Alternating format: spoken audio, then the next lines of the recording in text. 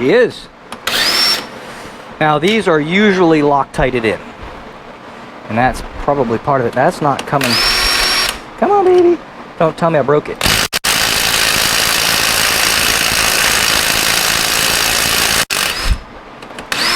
Oh no. I think I'm breaking them. Yep. This is bad news. Because we did want to reuse the ring gear. And we may not be. This may be the end of this particular video until I can buy a ring and pinion gear.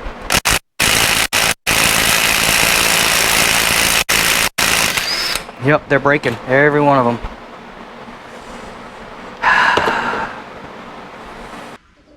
Hey there, YouTubers. Me again. We're still on the rear end of the Aspen Charger today. What I didn't show you was I ended up, when I took the yoke off, I broke one of these bolts. So I ended up drilling and tapping that out. So I didn't show you that. But I was just kind of hoping, I was thinking about just kind of throw the drive shaft in and get this car rolling again.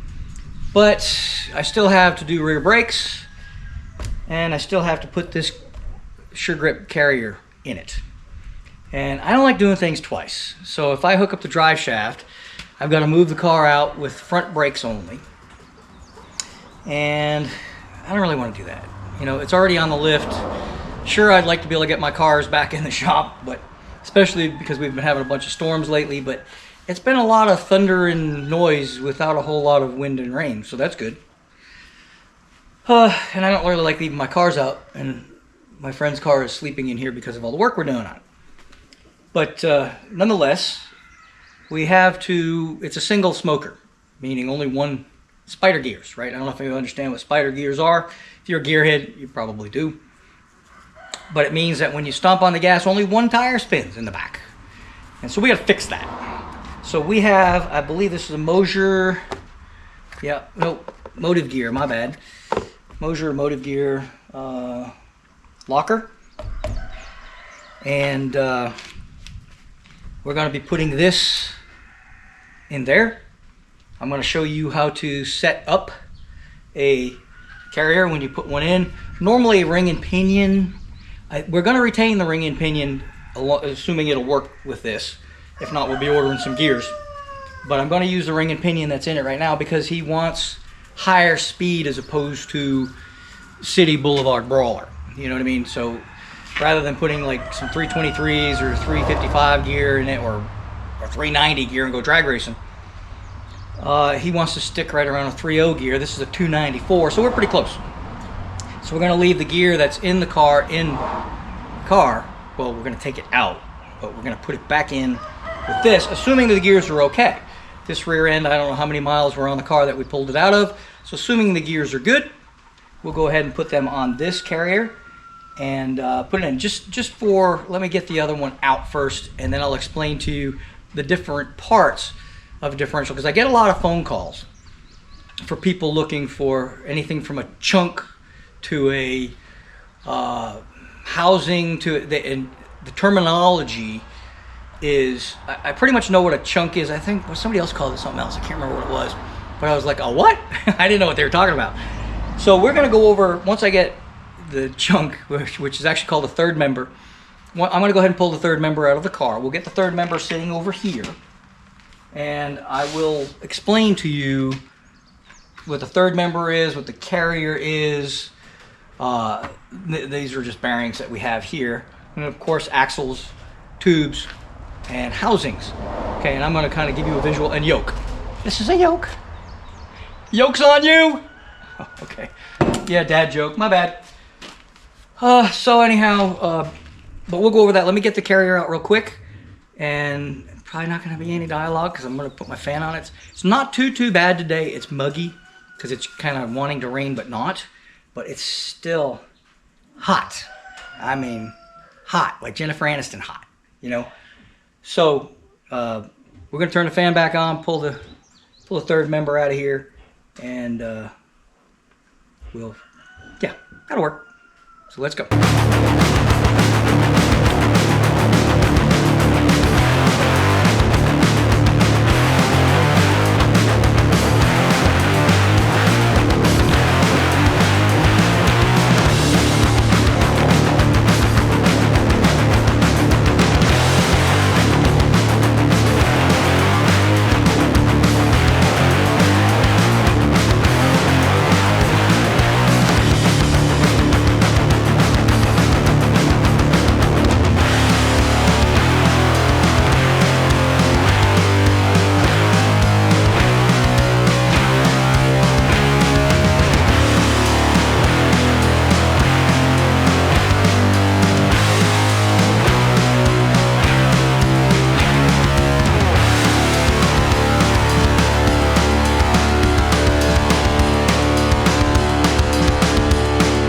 first thing I want to check is, are these gears any good? Because we do plan on reusing these gears. So what you want to look, it's had a nice pattern on here. A little high, riding a little bit high, but nothing bad. What you want to do is you want to run, be careful, because if these are worn very badly, they'll have a very sharp edge on the forward or the reverse side of the gear. These are nice. So there's nothing wrong with these gears. Probably the spider gears, however, on the inside of this are probably Shazoo, because there was a lot of play between the pinion when I started turning the pinion and when it would actually turn the axles. So I'm going to get a flashlight and we're going to take a look-see inside of there. Because, I don't know about funny ha-ha, but funny strange, there's no play. The ring gear and the pinion are right on the money. But if you look inside, when the spider gears, when I start turning, it's not turning the axle right away. Spiders are just turning with it. They're not doing spider things. So we have, don't you love the sludge? This rear end was almost out of oil, as you could probably see. It didn't drip very much. And if we had just stuck this in and ran it the way it was, it probably would not have lasted very long. But it's going to be a mess.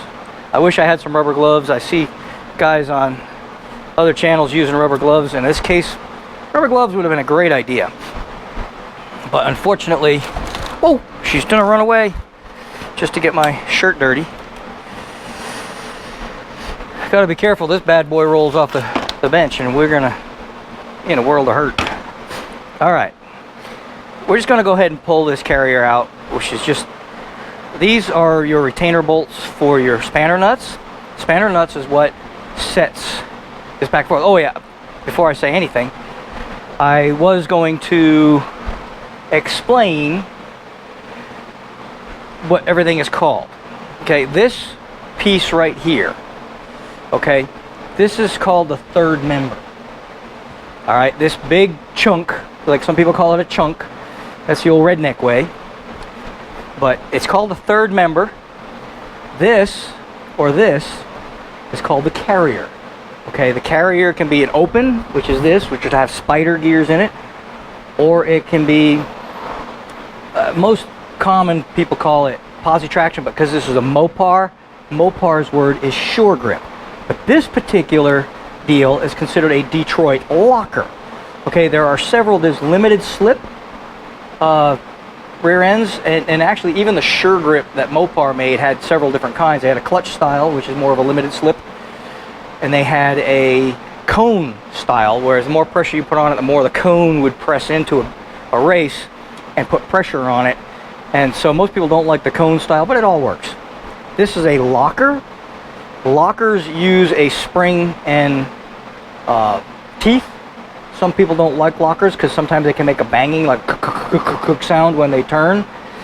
I've always liked lockers, but they do sound a little scary when they actually do let loose. But there's a series of springs in here, and what happens is, see this big doohickey here, I don't know if you can see that, but this big doohickey here is set into this groove, and when a lot of pressure is applied, the springs will release it and allow it to move, okay, internally. All right, but so that's kind of how this works, and it evidently works. And so this is considered a locker, and then there's, like I said, there's a limited slip, which would have a series of springs that you could actually visually see, and then the cone type, which is basically a cone, and it fits in like this, and it just gets tighter as you put more and more pressure on it. So there you go. And then of course you've got bearings. These are axle bearings over this set over here that I showed you earlier. This is going to be our bearings that go on the end, because we're not going to reuse these bearings. We're going to go ahead and put new bearings on this. We will probably not put the new bearings on the pinion because they feel good. So we're just going to go ahead and put new bearings on this. Now there's two ways we can do this. We can heat it and then pop it on, because when you heat a bearing, it's going to open the whole part of it, and then you can just slide it on, and when it cools up, it'll be nice and tight. Or we can press it on with a press. I'm not big on either, to be honest with you. Heating it up is always dangerous, because if you heat it too much, you can destroy the bearing. Of course, you'd have to heat it quite a bit. But I don't like the press either, because the press if you don't get on it straight, you can make it cockeyed and what have you. So enough yapping, and we're just going to go ahead and I'm just going to pull these off with bearings and everything. I'm not going to release the retainers. I'm going to hope, probably not going to work, but I was going to kind of hope that I can just put these back in the same way that they're coming out with the new bearings. Probably not going to happen because new bearings are going to be new and they're going to be a little bit fatter. So that's going to be a little bit of a different situation. What's with this fly? Gear lube stinks. That's probably what the fly's liking. But if I was putting old bearings back in, you could literally, as long as you don't move these collars, you could literally just slide this right back in to where it is now. Okay? And I know this is a 294 gear simply because it had a little tag on it that said 294 on the outside. But you can also, if you want to, there is some numbers right here. And the numbers, well, it says 294 right here as well. Sometimes it'll have a ratio, and I don't know if I can make it out. It looks like 9 and 65, and if you do the math, that would come out to 2.94 ratio. Okay, so there's two ways of doing it, but these gears are actually in pretty nice shape. So we're going to go ahead and reuse these gears. I don't know what brand that is, but it's a pretty tough looking, I mean, it still looks new the way these gears are cut. So that would be kind of neat. But the spider gears, I'm thinking there's something going on. I know there's something going on, but I don't know what it is. We're just going to go ahead and pull these off. And I am getting dirty. I don't like getting dirty. You may notice a lot of guys, when they do rear ends and stuff, they'll pull the third member out and they'll just heave-ho it. You know, they'll muscle it. And yeah, you can do that. And there's two reasons I did not. One, because I've injured my leg. I pulled that tendon and I'm told I'm not supposed to lift anything. And two, it's really tight up in there. And I figured if I try to just muscle this thing, I'm going to pinch a finger. I'm going to get it caught between this and something under there, the exhaust, especially because I just hacked the tailpipes off of this thing. And I'm going to draw blood. And I prefer not to bleed if possible, although I do bleed on a daily basis. But if you want to think I'm wimpy because I used a transmission jack to pull this out, well, that'd be fine. I'm not really worried about showing off as far as my muscles go. But honestly, it's great if you got a ton of room under there. And if you want to show off, that's great. But I'm getting old and I'm learning to work smart instead of hard. So if you think what you want to think, but yeah, I only muscle stuff if I got to. It's like running. I'm not going to run unless there's something chasing me. You know what I mean? I used to run all the time. For recreation. Why would anybody do that? Doesn't make sense. It is good exercise, I guess, but actually people die from running because they do too much of it. So too much of anything is not good. So that's why you didn't see me muscling this. Doctor's orders, basically, but I probably wouldn't have anyway. I don't want to take the chance of dropping it. It's expensive. So I'm going to use a transmission jack to put it back in too. So if you don't have a transmission jack, they're not that heavy. They're about 80 pounds, 85 pounds. So it's not a big deal if you need to muscle it. But if the doctor says don't lift heavy stuff, don't lift heavy stuff. I'm just saying. Oh, I'm going to have to get out the big gun. Oh wait, I turned this down, didn't I? Yeah. Forgot I turned it down when I was taking something out. Oh, that worked better.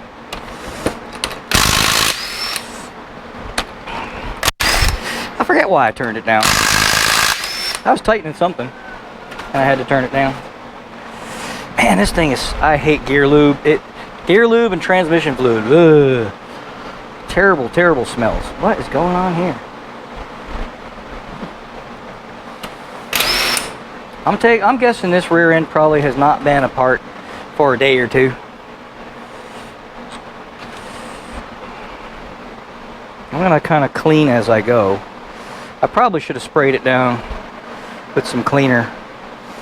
If this was every other channel in the universe, I'd spray it down with brake clean. I don't know what it is with YouTubers. They love that brake clean stuff. It's like, okay, I don't really know why. Okay, brake clean is for brakes. That's what I thought anyway. I've got some degreaser that I can spray on here. I've got carburetor cleaner, but I know this is going to sound really weird, but carburetor cleaner is for carburetors. I know, right? Isn't that crazy? Who would have thought? So, you know, we're going to clean these bolts up as we go. Ew, it's dirty. I'm getting dirty. Oh no.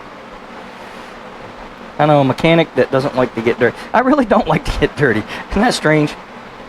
I love working on cars, but I'd hate getting dirty. And my wife, when I go in the house at night, she's like, oh my gosh, you're filthy. It's like, yeah, well, she was sitting there doing puzzles the other day, and she said I was dirty when I came in. I'm like, yeah, well, you know, working on cars is you get a lot dirtier than working on a puzzle, you know. She thought I was being mean. I wasn't being mean, I was just making a fact. The car is a puzzle, but it's a dirty one. It's a messy puzzle, you know. Still really kind of the same thing though, is finding the right pieces and putting them in the right spot, right? So there's really not much different between building a car and doing a puzzle, other than you don't get dirty doing a puzzle. And I'd much rather see, it was all, my whole family was actually in the house yesterday, or the other day, doing a puzzle, which I thought was kind of nice, instead of sitting there watching the tube, which of course, I like it when you guys watch the tube, especially if it's my channel. But a lot of times people are just on their phones, and nobody spends family time anymore. So to see my family in there all doing a puzzle together and talking and laughing and joking and having a good time together, that made me feel kind of all warm and fuzzy, don't you think? Of course, I'm the outsider, right? I'm in the shop working on cars instead of spending time with the family. Yep, I'm the schmuck. But and I never did work on the puzzle. I know, shame on me. It's working good now. Do do do do do do do do do do. Everything looks good in this rear end. It wasn't working good, but I'm guessing these spider gears are just... Oh yeah, look at... Oh my. Oh, that's really bad. That center pin is just like shot. Well, that's not going back in. That's what the problem is. Look at it. I don't know if you can see that. Can you see that center pin right there? Watch. Woohoo! Hello, goodbye. Hello, goodbye. Hello, goodbye. That's not supposed to happen. That's the problem. Well, that's a good thing, because now I know what was wrong with this, and I know it isn't the gears. So we know we can trust this setup. Well, the gear setup, we're putting in a new carrier. So we probably could have fixed these just by simply... That's what happened, is this little lock pin came loose. And that little lock pin, it's broken. It's a roll pin. That little roll pin is broken is what happened. That happens quite often. I don't know how that happens, because there's really no pressure. That's just holding it in. But, whew, dirty. Ugh. Do do do do. All right, I've cleaned this up enough. I should spray it down. Once we get it apart, we'll spray everything down. Now, oh, let me get my let me get my brass hammer. You're gonna have to smack it a little bit, but you don't want to use a regular hammer and scar everything up. So we're just gonna use the brass hammer so we don't damage anything. Usually is I take my bolts. I do this with main bearings on engines too. And you just kind of, there. And that just comes right out.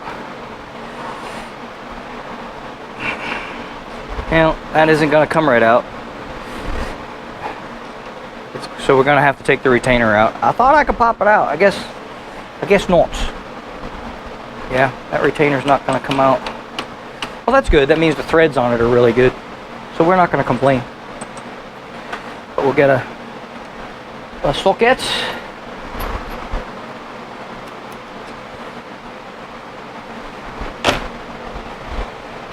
And we'll zing these off of here. It's not a big deal. We're going to have to, I'm sure we're going to have to set everything back up normal anyway. I know there's something going on.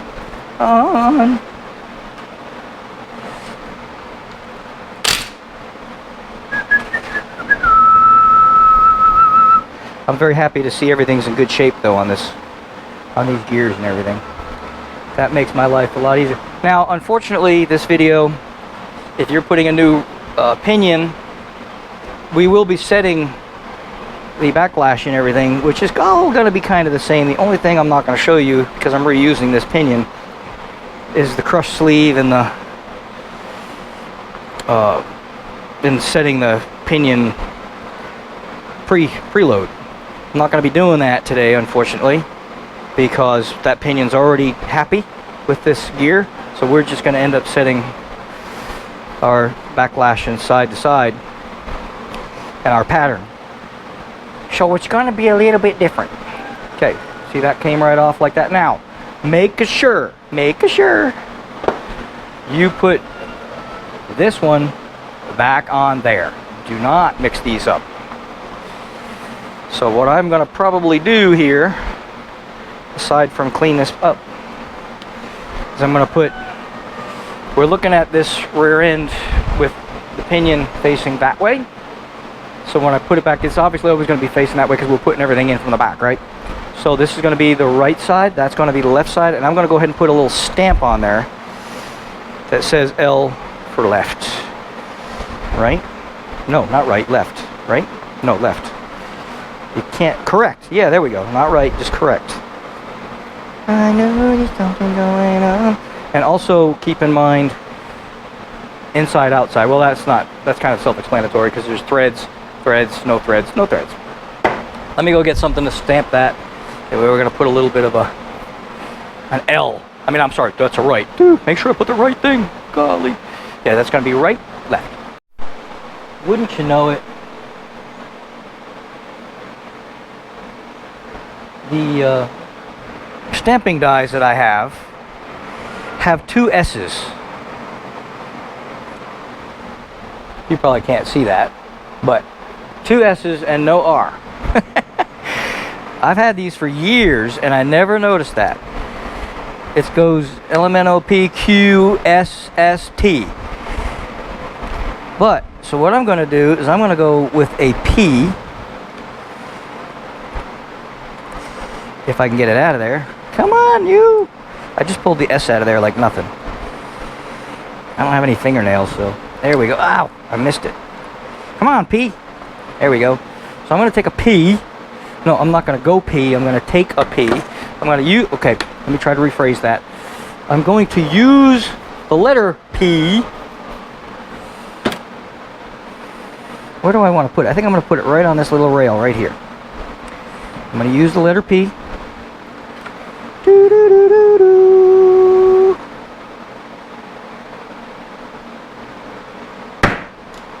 That's not even making a mark. That's terrible. I can't even see it. Okay, let's try over here on the where the bolt goes. I can kind of see that. All right. And then let's take the 1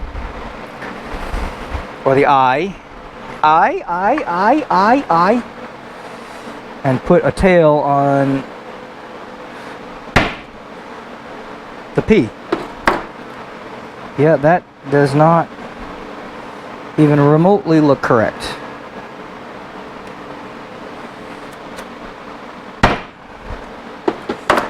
That looks like an R. Kind of. Okay. Because of my shortcomings. Oh, I should have done it here. That would have been better. I don't know. It's not very smooth, but I can see that. It looks like an R. Alright, I'm going to go ahead and put an L on the left. I was just going to put an R and that was that. But because of my stamping being inadequate, I'm going to go ahead and put an L as well. So there's not going to be any mix-ups. That does kind of look like an R, so I'm not completely defunct. But, and I do apologize, and I probably did this in the last video too, for the background noise, because that fan is just going and going, and it's to keep me from getting heat stroke, because it is hot, like Mojave Desert hot. Like a deer fart in a habanero patch, you know, hot, really hot. So.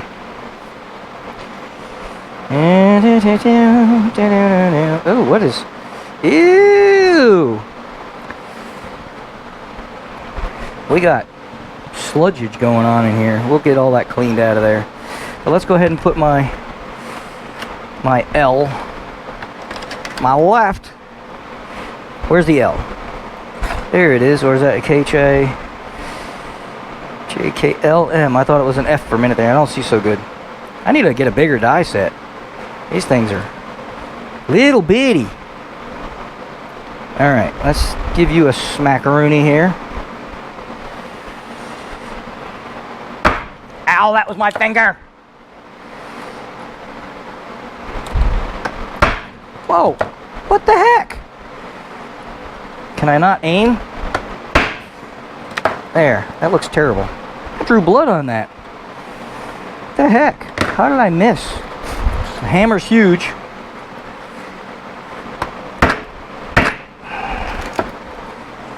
Yeah, I can see an L there. It's definitely an L. That is a horrible looking L on that side. I don't know what I did there.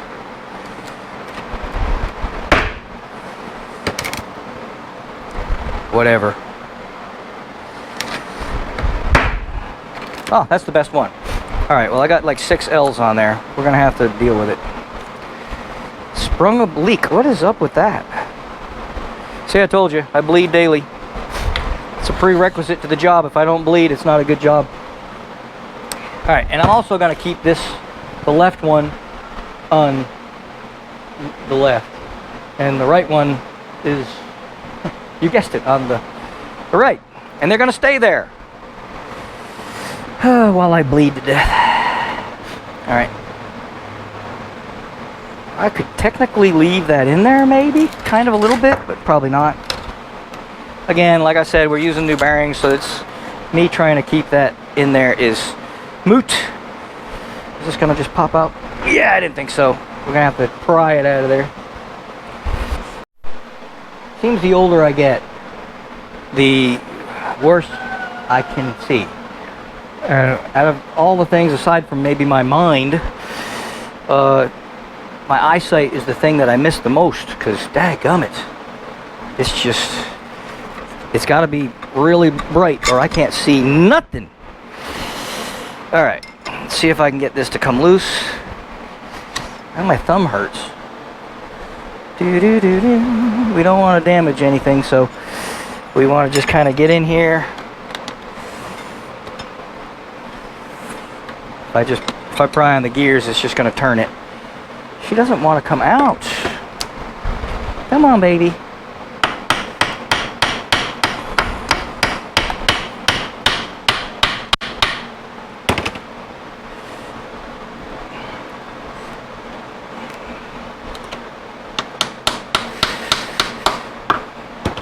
I'm going to go ahead and unscrew that, I think.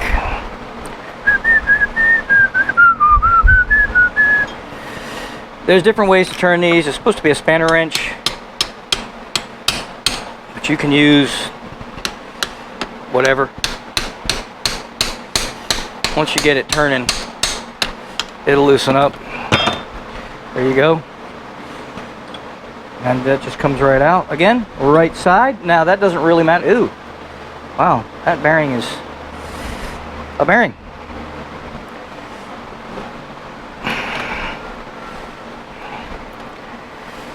Do do do, do do do.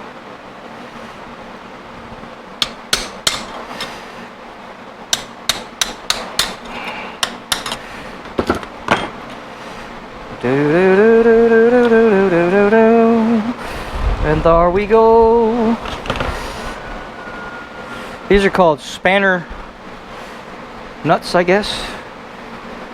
Spanner washers, they're spanner, either way.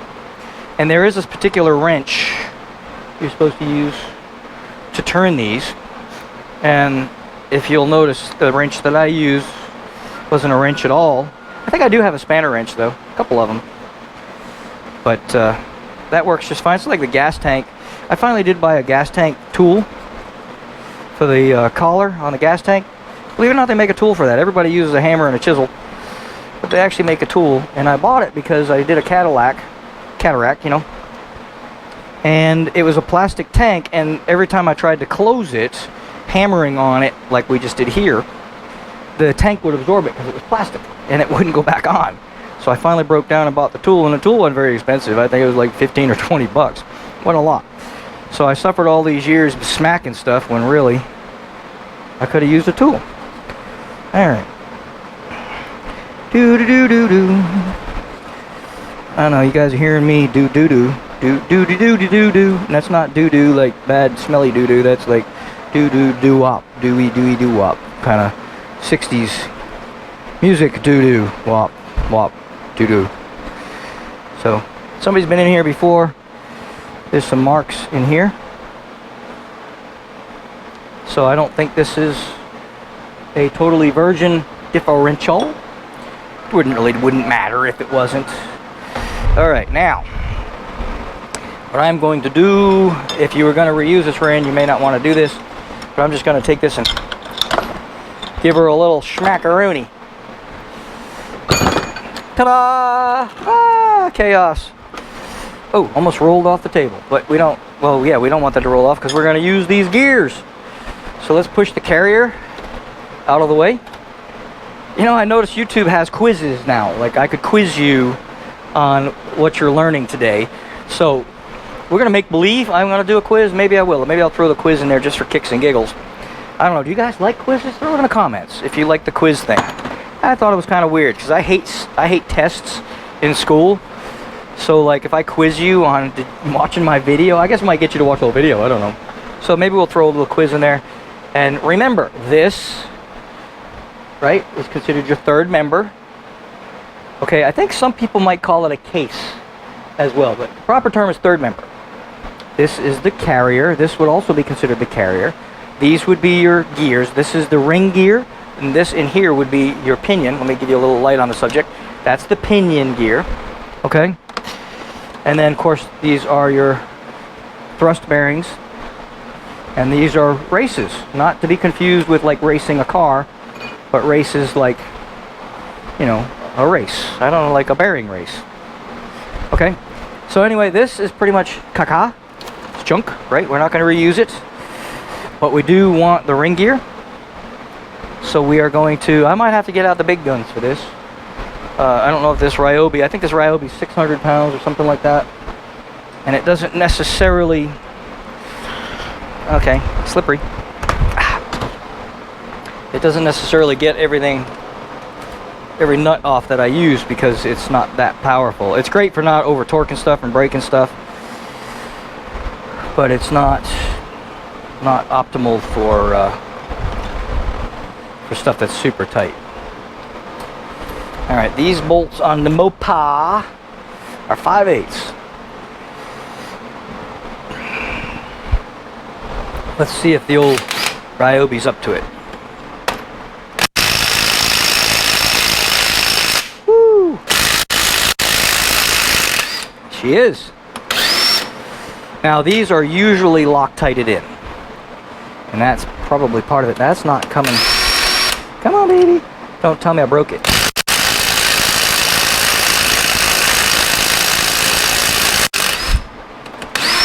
Oh no. I think I'm breaking them. Yep. This is bad news. Because we did want to reuse the ring gear. And we may not be. This may be the end of this particular video until I can buy a ring and pinion gear.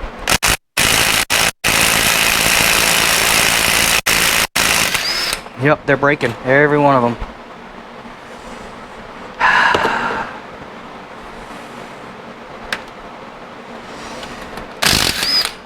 Oh, because I'm an idiot. Folks, don't do as I'm doing. Very big note to self. Note to self. These are reverse thread. So hopefully when I get the ring pinion off, I'll be able to fix that. These are reverse thread. I'm an idiot. Who knew? I've done these before. I don't remember them being reverse thread. Why would you do that? Mopar. What is it with reverse threads? But at least we saved them. I can get the other ones out. We can do some weld and nuts to do that. Because we discovered my stupidity in time. So please, please, please, folks, if you're copying me, if you're to learn how to do this, make sure on a Mopar, these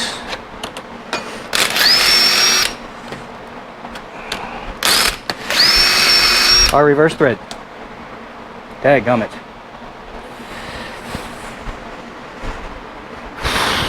So I broke what, 3? Yep, I broke 3.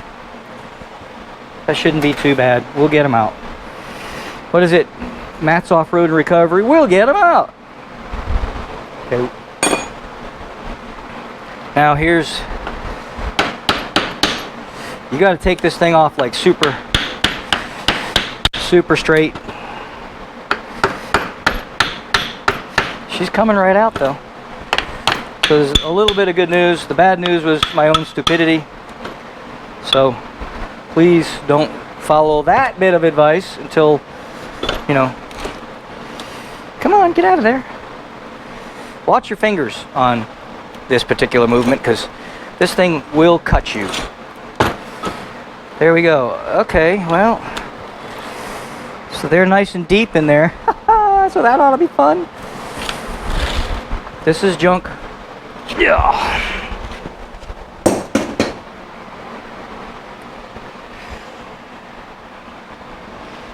Going through paper towels like crazy. Well, they're not really paper. They're, well, I guess they're paper. I don't know what they are. So, there we go. What I'm going to do is I'm going to get some nuts. And I'm going to lay them over here. And I'm going to weld these nuts to the nut. I mean, these bolts to the nut. And turn them the right way. And hope to God they come out. See, I use the Ryobi because it doesn't normally snap the bolts. I would have got the bigger one and snapped them like crazy. Before I realized they're left hand. There should be an L on these. Oh, there is. I'm stupid. Ah, I can't even blame Mopar. It says L right on them. Well, no, wouldn't it be right? No, left. Left-handed thread to tighten. That's so confusing. Mopar is the only one I know that does that. They're lug studs. In fact, I got to change the lug studs on this rear end on the passengers, on the driver's side, because they're, I think it's the driver's side, because they're right-hand thread or left-hand thread or whatever. They're wrong. They're wrong. Wrong. That's all I got to say. All right, let's.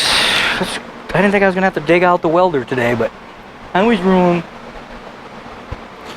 It's like one of those days being wrong. See, it just goes to show you, and I've done probably, I don't know about hundreds, but I've done a lot of rear ends in my day. And I don't remember these being reverse thread. I really don't. But obviously I don't remember. But they are. So remember, tighten these to loosen them. Great. But we didn't, not too much carnage. We'll get them out. Matt, you'll be proud of me. We'll get them out.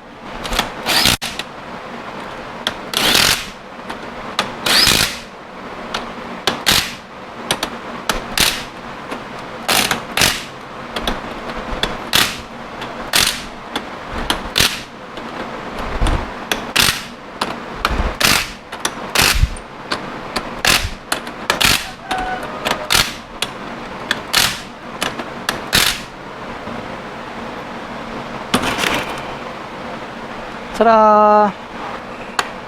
I'm not going to waste your time watching me take all these back out and put Loctite on them, but I do need it. They do want these Loctited. I don't really know why.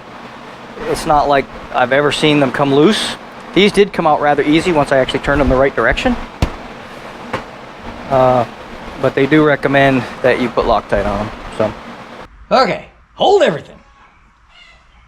And I know that most of the time on YouTube, we try to make everything look wonderful, right? But I'm gonna be honest, I'm getting a little frustrated. Partially my own fault. And I guess if I wanted to put blame, I could put blame on myself for everything, and I'll explain why. But nothing is right, okay? I ordered this bearing kit, and I failed to notice the little writing at the very bottom that said this fits the 2.0 case. 99.9% of stock cases and stock replacement style cases are 1.796, which is a press fit for 1/800. So this is 1/800, but it's the 796 is press fit for that. And so that's wrong. It also said in the write-up that it came with a crush sleeve, and it did not. So it's partially my fault, partially not. Because I didn't read that little asterisk. But what I don't understand is only like big dollar aftermarket stuff comes with the larger press fit bearing there. And I've made this mistake in the past, but I do these so infrequently that I didn't notice that little thing. And I actually had to look pretty hard to find one that didn't have that little asterisk at the bottom saying this has got the 2.0. And it's very frustrating, very frustrating. Now, I got this through Summit Racing, and they are great over there. I won't have a problem returning it, but the problem is I've got a 3-day turnaround. Okay, if I send this one back and they send me another one, they'll send me the other one right away. It'll still be 2 to 3 days, possibly 4, before I see any of it, okay? So I went to my local store. I went to my local parts store, and they don't know anything. They don't know what I'm talking about. Of course, I did go to one of the chains. Instead of going to a smaller one where the people behind the counter actually know anything about cars, I went to a local chain because they're the only ones open on Sunday. Today's Sunday. And so I was able to order some bearings. I was able to get online and find out a part number. They couldn't find the bearings, period. Nothing. Everything they had was like a totally goofy size. And I was able to finally get a bearing number online. And so I gave the bearing number, and they were able to order it. And hey, believe it or not, it's the right one. Okay, well, actually, it goes this way. No, it actually does go that way. Right? No, it goes that way. So I got the right one. Okay, so they did, well, let me just break it. So I did manage to get that one after a long, tedious discussion with people that don't know what they're doing. And I also ordered a pinion seal, because I got a nice new pinion seal with the kit that I bought from Summit. But unfortunately, I've got to send that back, so I can't use their seal, right? That just wouldn't be right. Or at the very least, if I did use their seal, I would have to replace it with something equal. And oddly enough, I didn't realize these people sell Yukon, and I like Yukon. But anyway, so I bought the seal from my local auto parts store. We're not going to badmouth anybody, so I'm not going to tell you the name of the store. And they gave me this one, and somehow 8.75 sounded like 7.25 or 8.25 to them. But again, no, I can place blame on the auto parts people, but I noticed when I read the little tag on the bag, it says right on it 7.25 or 8.25. So, yeah, I can point fingers and blame other people, but because my brain's going, well, I said 8.75, how the heck can they possibly punch the wrong number and get 8.25? Okay, 8.75, 25, 75, 25. To me, it's a no-brainer, right? It doesn't make sense, unless they just press the wrong button, which is possible. People are human. But my guess is they just weren't listening. Okay, and I suffer from that too. So I'm not pointing fingers by any means, but I'm a little frustrated. You know, when things just keep going wrong, you get a little frustrated. So I figured I'll be real here, and I'll show my frustration. A lot of people on YouTube, we always show the good, right?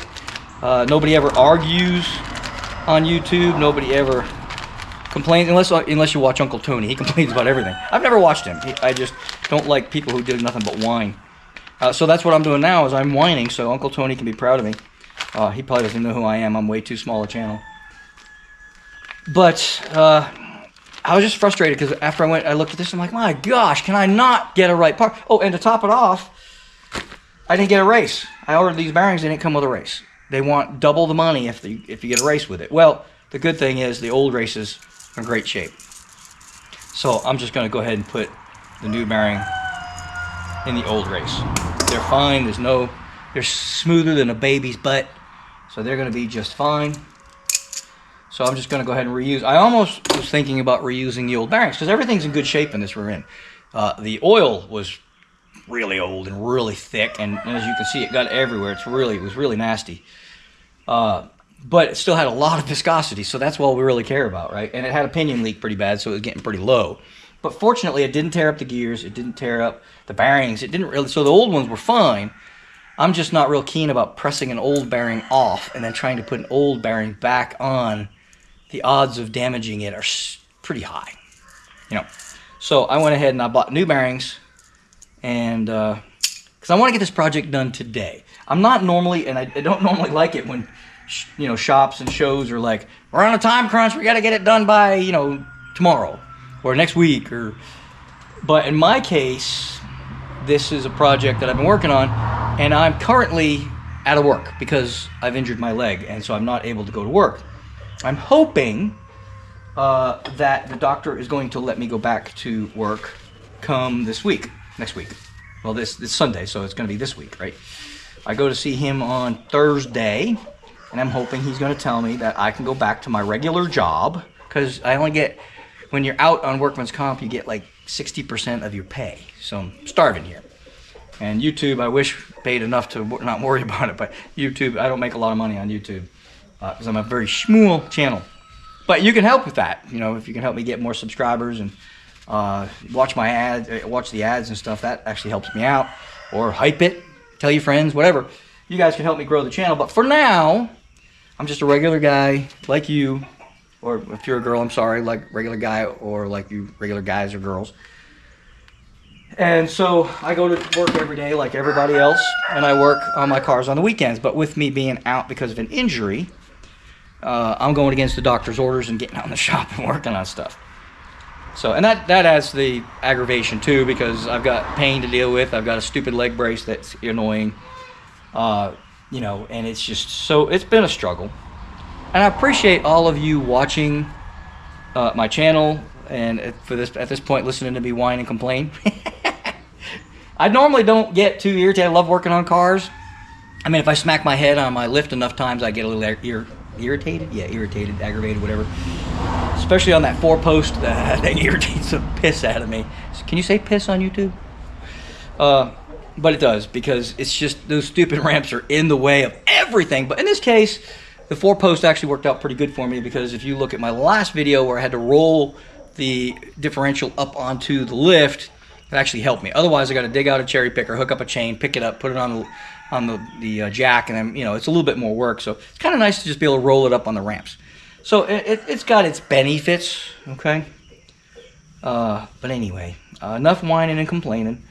And this one, let's make sure she's nice and smooth. She is. She feels really good. So I'm not going to hesitate. Normally, the rule of thumb is when you use bearings, you always put new races. But if the old race is perfect, what difference does it make? You know, same with engines. If you're going to put the old bearings back in, which you can, you've got to put them back in the exact same spot. So when you're putting a new bearing on an old race, you know, they supposedly break in. But if the oil's doing its job, it's not going to break in. It shouldn't do anything. It should just ride on there and go, woo, baby, look at that. So, all right. Enough of that. We're going to go ahead and try to get this rear end together. I did go ahead and call the auto parts store, get the right parts coming, hopefully.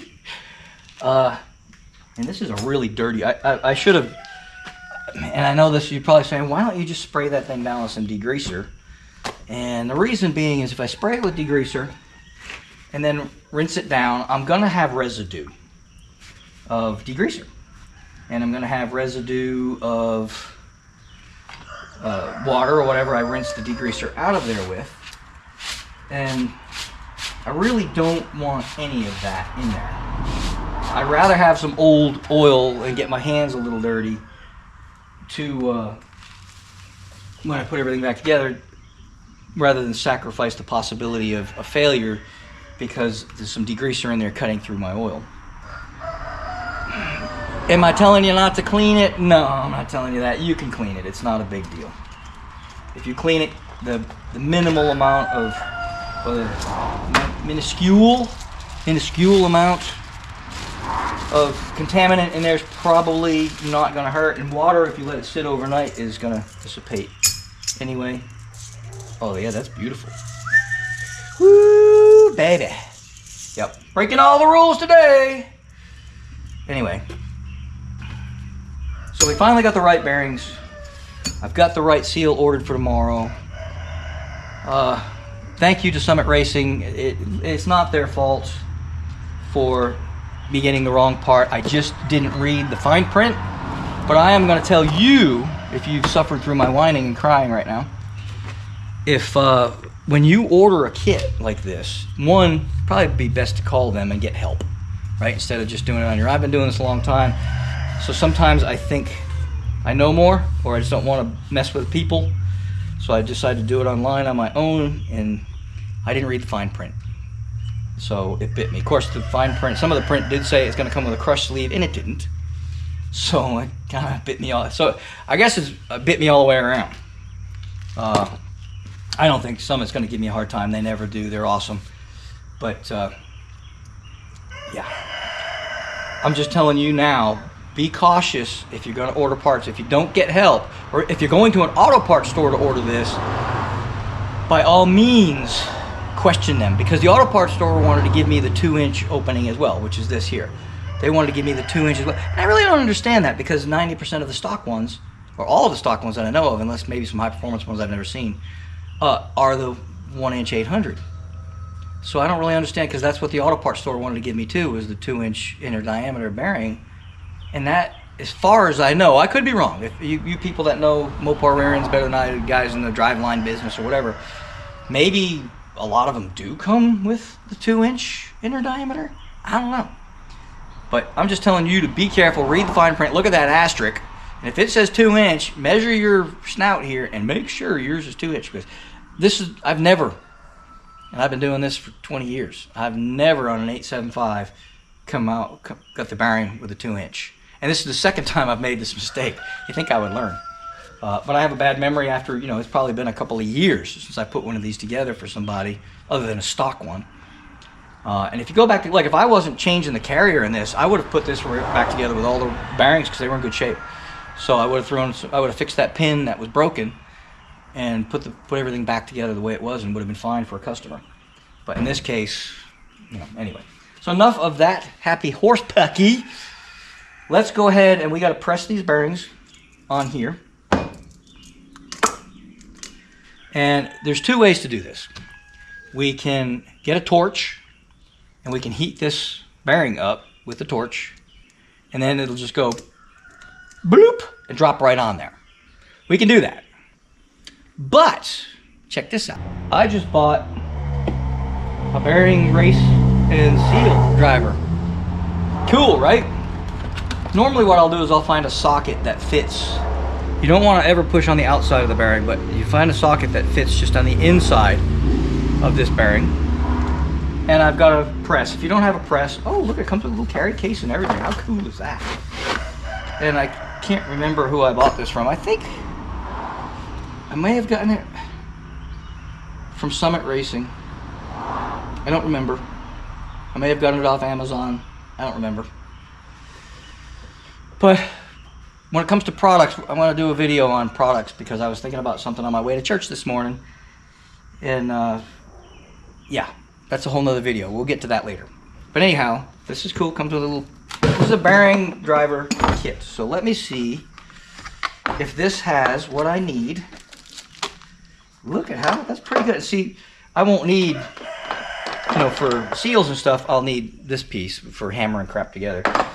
But for just pressing it with the press. These are, I don't know, are they aluminum? I think they're aluminum, but it's pretty heavy duty aluminum, to be honest with you. Now that one's a little bit on the big side. And this got a little mixed up. The carry case wasn't so... What's going on here? Doesn't seem to... Weird. That one doesn't want to go in. Okay. Well, they're supposed to fit in here tight. They just don't. Alright. Does that one go? Oh, that one's pretty darn good.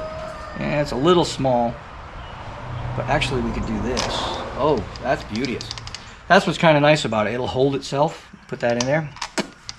And that'll push only on there. This next one size is going to be too big. Yeah. When you use a socket, it works.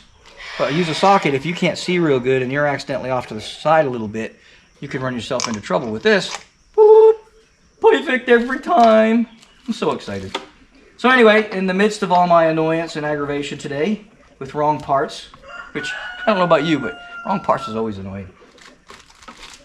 That's why, and there is a particular online store, and again, I'm not going to mention names, that, to my knowledge, I don't think I've ever ordered anything from them, to be honest with you, because you have to read it, and you have to order the right part, because everything is, you know, and everybody, I watch on YouTube all the time, and people go, so-and-so got the wrong part again. And I don't think it's the website's problem. I think it's the fact that you kind of got to know your crap when you order from them, because they're not helping you. And I don't know if there's a number you can call or not. I've never bought from them. The prices are great, but yeah, I've never used them. And that's because I'm constantly hearing on YouTube and videos that they got the wrong part again. And like all my whining today, I get the wrong part. I get annoyed. It's like, oh, come on. Competence, people. Of course, I've made enough mistakes on this rear end that my competence is questionable today too. Well, actually, today's another day. But nonetheless, I've been talking way too much, so I apologize. Let's go ahead and get this in a press. Use my new tool and get these two bearings pressed on here. Now, again, like I said, you can heat this up and it should drop right on. I've seen, like, I don't know if you guys watch Fab Rats. I like watching Fab Rats. I used to race off-road. I don't do off-road anymore, but I do enjoy watching them. And they build trucks. I'm not big on trucks, and they build big trucks, high trucks, off-road trucks, which I used to be big into, but I'm not anymore. But he does cool stuff, and he does heat these up and drops them on, and it looks so simple, it's scary. But the scary part is that's not me. I don't like heating stuff up because I'm just afraid it's going to damage it.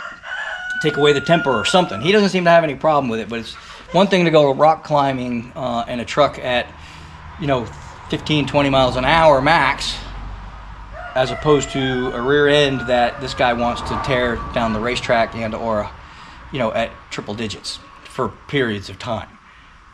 We don't want to heat this bearing up, right? Okay, so that's where I'm at. I'm not saying either way is bad. And kudos to Paul, Fab Rats, love you guys. But I'm going to do this my way. You can do whichever way you think is best. So let's bring this over to the press, get it pressed on. Now I'm very, very hinky about damaging a brand new bearing. So if it doesn't go, what's that song? I think it's Kansas does it? Is it Kansas? If it don't come easy, just let it go. Same with pressing things on this press.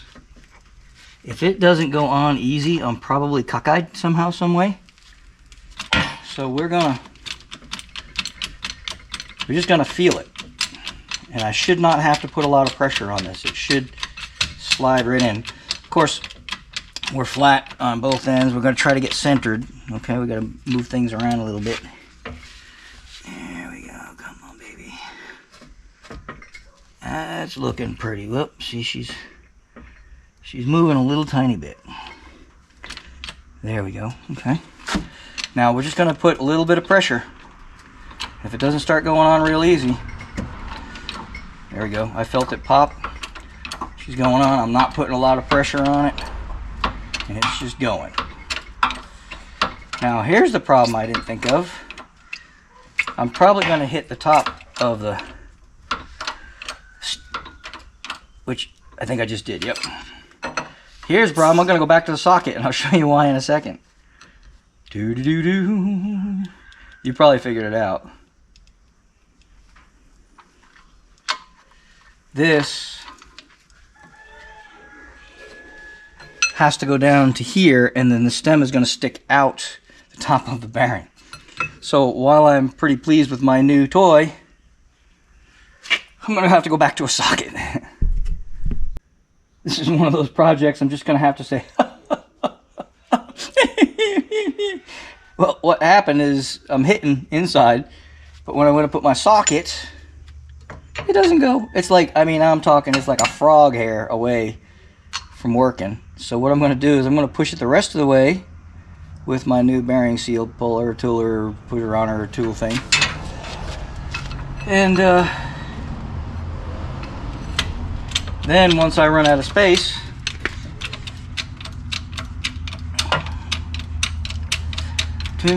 this press is leaking. Oh my goodness, it's only like 40 years old. I don't understand why it's leaking.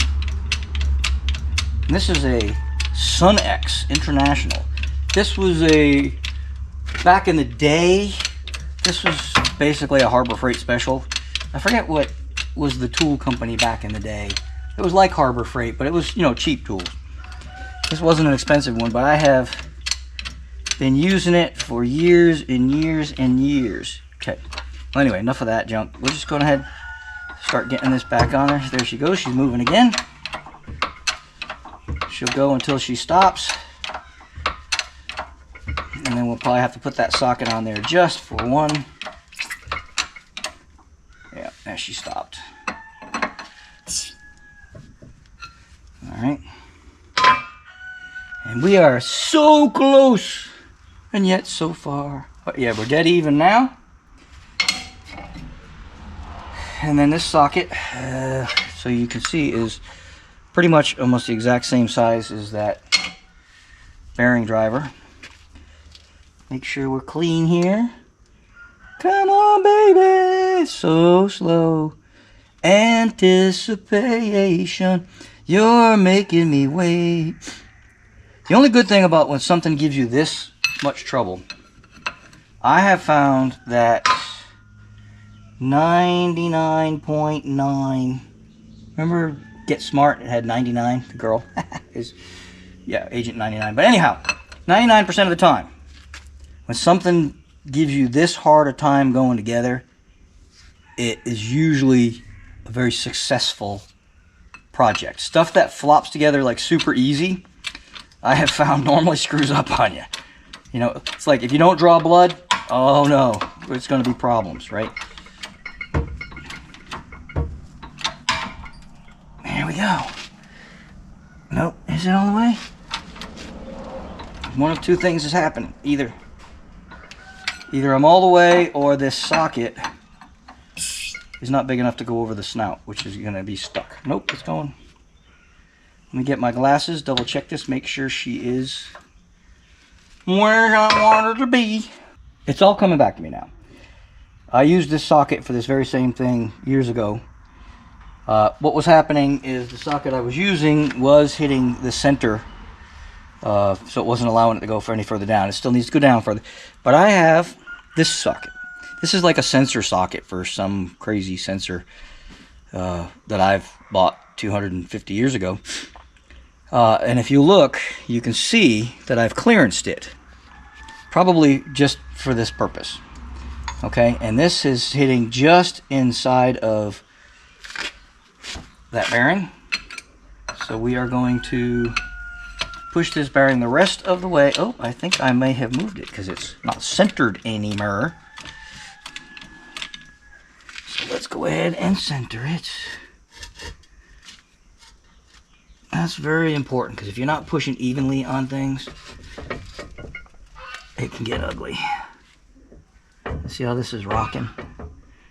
That's somehow this is not flat, but I think we're pretty golden right there. So let's go. And it's on far enough now where it's not going to cockeyed. Uh-oh, wait a minute. Oh, it looks like I'm pushing. No, am I? There it goes. Okay. I thought I was pushing on the outer bearing for a minute there, but I'm not.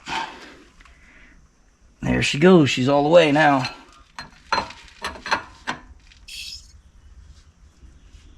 I did push on the outer bearing a little bit. A little tiny bit. Let's see if I damage anything. Oh no, she's perfect. Because there's a little bit of play in there. And I saw it take the slack out of it, but it's good. It's good. Alright. Yeehaw. Scary, because then you'd be buying more bearings. And these bearings are not terribly expensive, but they're not terribly cheap either. Alright. Oh, we got dirt in here and everything else. Alrighty.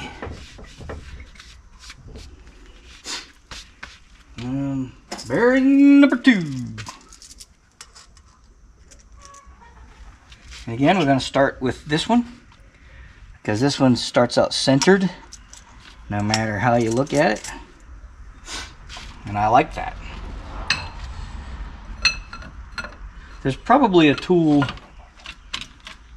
for this too, just I don't have it.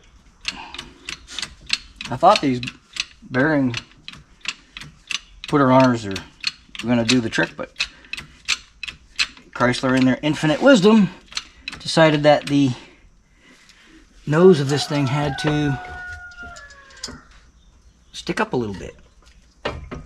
So they made it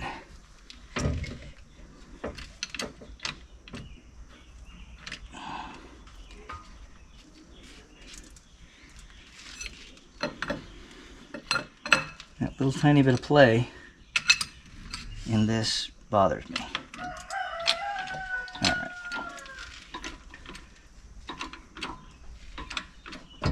There we go. You can feel it. You'll feel it just all of a sudden kind of pop and go. And I'm not putting a lot of pressure. Yeah, that's so... That's so... Oh. Alright, I'm going to go ahead and flip this over since we're going. There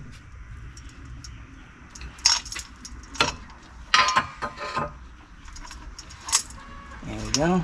That way we don't waste a lot of time. I'm so... Oh.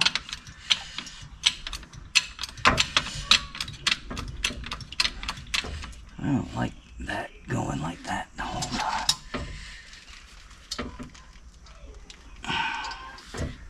This press should be dead square. It's only, like I said, 40 years old or so. Should be perfect. It's working though. That's what matters. Alrighty. I'm so...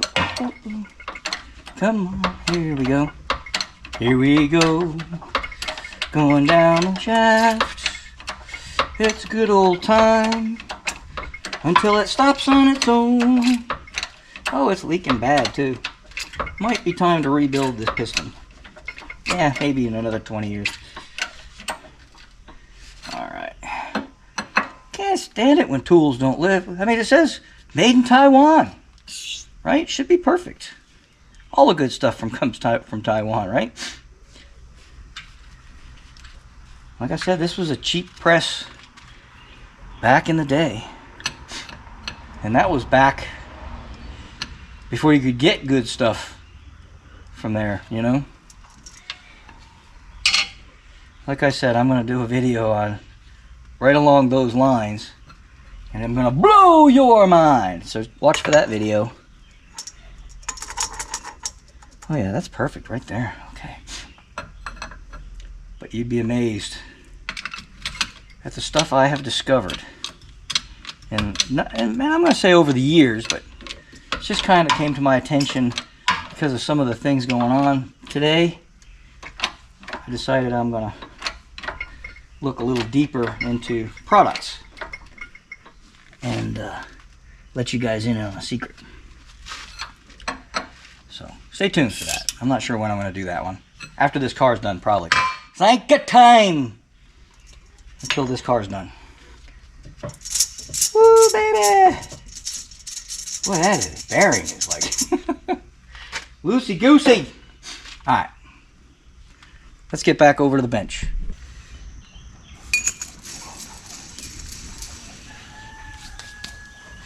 Yay. Okay. I think I'm going to put my gloves back on just because. We got this bearing on here. Let's put this out of the way. I probably should go ahead and stick this on while I've got it, because this, we want to kind of put that back where it was supposed to be. So let's do that. Put it back out here. Flip it around. We're going to stick this back on here. Oh, duh. Why didn't you guys tell me? I forgot to put the seal in. You guys are supposed to be watching out for me. It's all your fault. This is the blame game today. Do I have a screwed up driver here, or a chisel, or a seal remover, or anything? Nope. Let me go get something real quick. These are like the simplest ones in the world to get out. Now that I've said it's going to be simple, it probably won't be. But I've always never had any trouble with them. Till now, maybe. Until now. It doesn't want to come out. Now look, the screwdriver's going through. I lied. Sometimes it gives you trouble. This one's giving me trouble. What is going on here?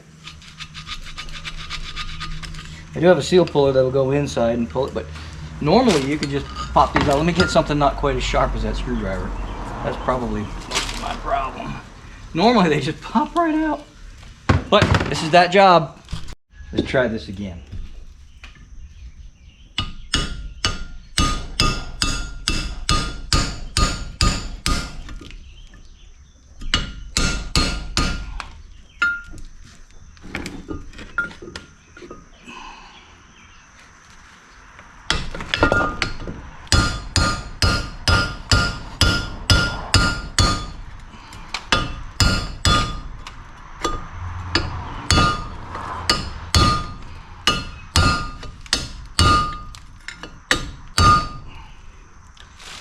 Good heavens to Murgatroyd, Batman. It's coming. It's a coming. It's a coming.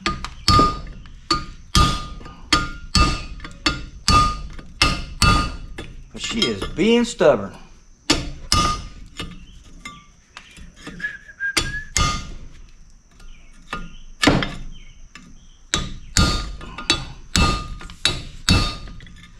Golly, Sergeant Carter.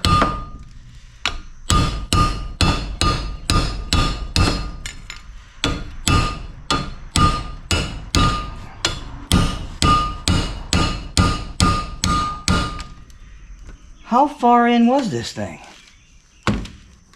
The new seal. Holy Moses, I don't know if you can see that. I'll get it out and show you. I have never. This must be an original seal, because this thing is like, it's got to be in there almost to, well, I don't know how far, over almost an inch, three quarters of an inch anyway. Holy Moses, look at that thing. Wow. Can you see that? I mean, see, look at that. It's what? That's probably 3/4 of an inch at least. This is the new seal. Look at the difference in how deep that goes in there. That's insane. No wonder it didn't want to come out. That thing was never going to leak. Well, actually it did leak, but the rubber went bad on it. But it was never going to come out on its own, that's for darn sure.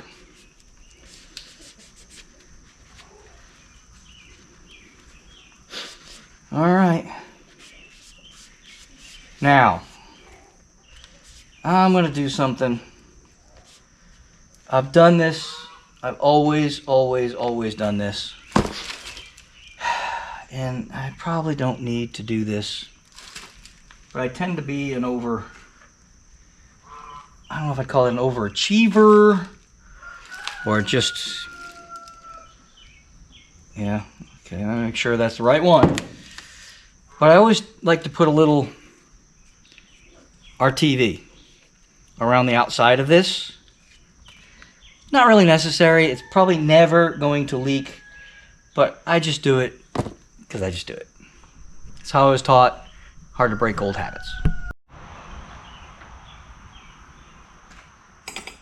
Now, because you don't really even have to do this, you definitely don't need a lot.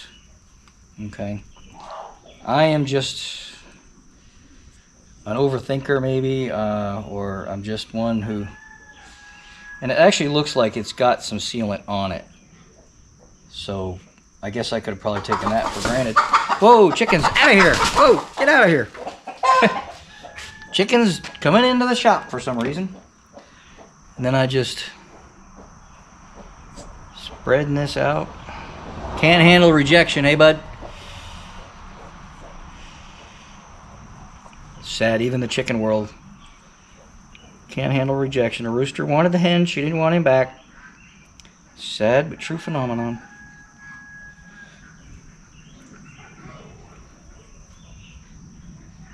Only the lonely can play. Right? Even if you're a chicken. Alright. And probably, like I said, you don't really have to do that, especially with a good quality seal. It's probably already got a sealant on there for that purpose. But I'm very old school. Tend to overdo everything. And if I didn't put it and it leaked, I'd be blaming myself. And if I do it and it doesn't leak, then no harm done, right? Let's see if I can hit my finger again. Seems to be the thing for the day.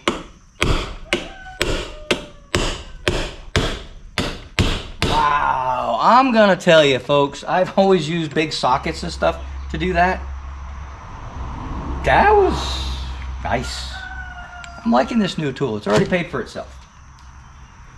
Only the lonely... Now I got that song in my head. Only the lonely can play. Alright, now let's put on some glovage because I'm going to get dirtier.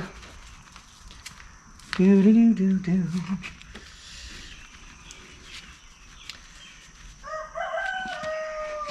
How many of y'all buy the cheapest gloves you can find? Yep, me too. Because they ruin them in like no time at all. Now let's see if I can get this to come in here. Look at that, that's so beautiful. That's beautiful. That is so beautiful. Alright, now let's clean this up a little bit. Do, do, do, do. I could shed a tear, it's so beautiful. Mm-hmm. Mm-hmm. Alright. Put my... Come on, baby. Wait, before I do that, I'm going to put a little bit of double D30 on there. Or some form of a lubricant to help it slide on nicely. There we go. Okay. Oh, great. Let's pick up some dirt. That'll help it slide on easy. There we go. Okay.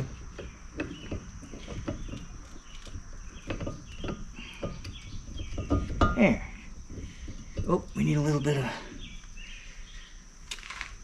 lubricant on the... I usually put grease. Oh well. A little bit of lubricant for the sealed as well.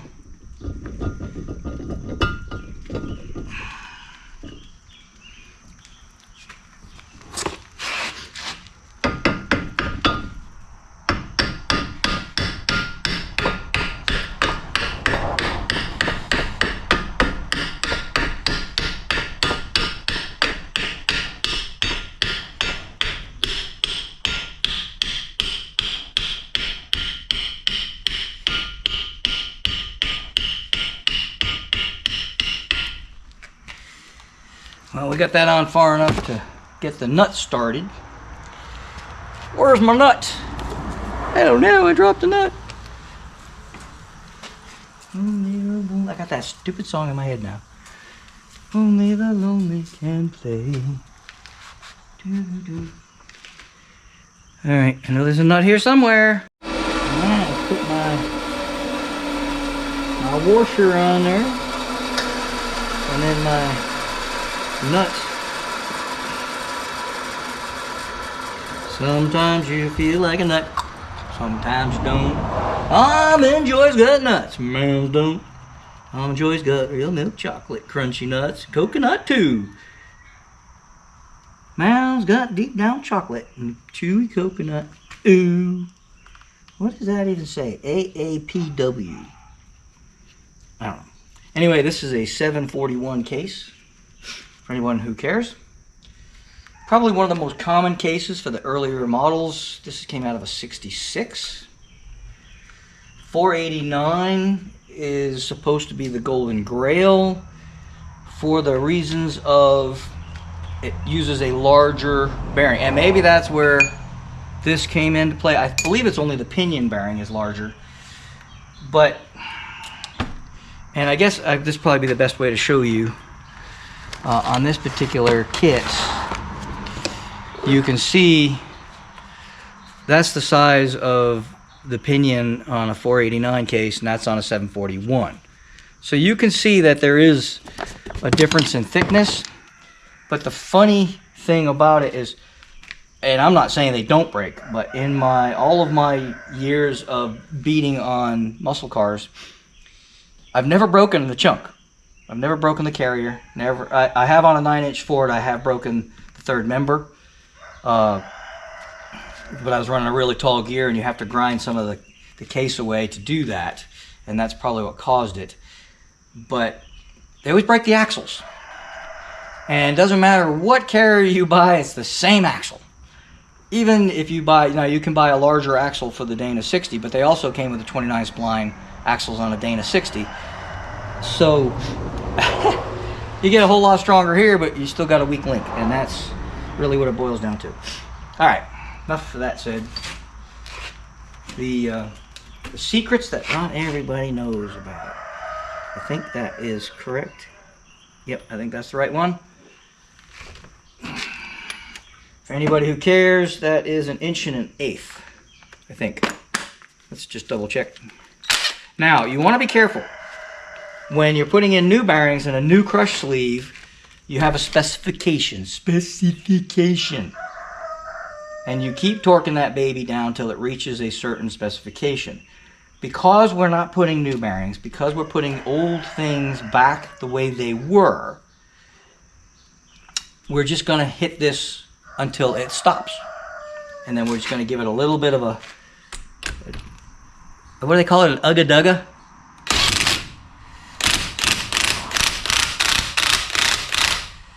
Alright, I've got her on 2 setting here. We don't want to crush that crush sleeve. There we go. There's no play in it. If I go and if I keep going, I'm going to crush the crush sleeve. Okay? And now you would want to do that with new bearings, because what's going to happen is you're going to have you want a certain torque spec as this turns. So you put your torque wrench on here, and they want it to have a certain amount of drag, if you will. But when you're going back to, we don't want to crush this sleeve. So what I did is I ran it till it stopped, and then just gave it one little ugga-dugga, if you will, just to make sure, and she feels, good.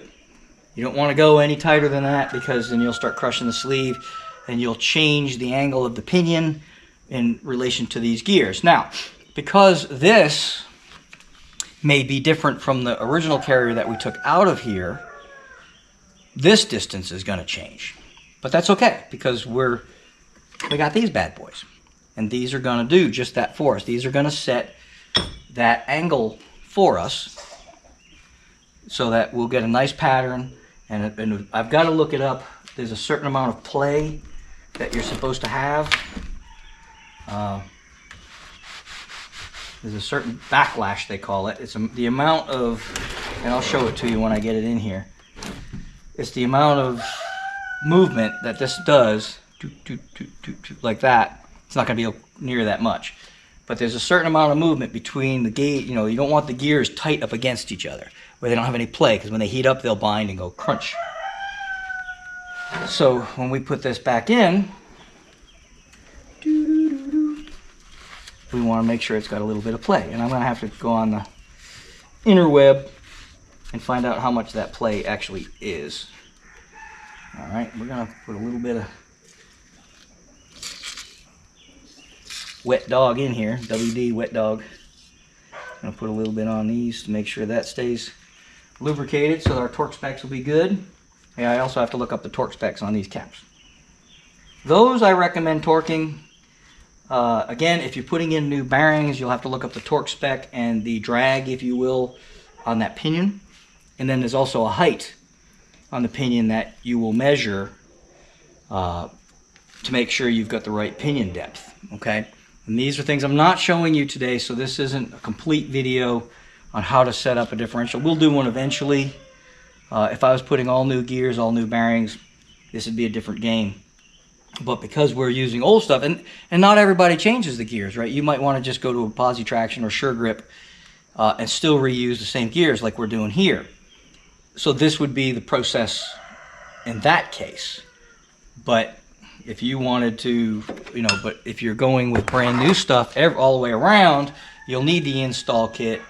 You're going to need to measure your bearing, and I'll show you the, well, I don't know if I'm going to even bother with it, because in this case, we're going to be looking more for a pattern than we are in backlash. Well, yeah, I'm going to have to get the gauge for the backlash. So we'll go ahead and do that. So I'll show you all of that in a second. Let's get this in here. We'll get her setting in here. Oh. Oh, there's a piece of paper towel in there. What's up with that? Now, some people will put some grease on these bearings before you put it in. I'm not going to. It's not a bad idea. The only problem with that is the grease will take up some space and it may cause an inaccurate reading. Once you pour oil in this thing, oil is going to get in there and take care of that anyway. Now, something, that race fits down further than that one does. Why is that?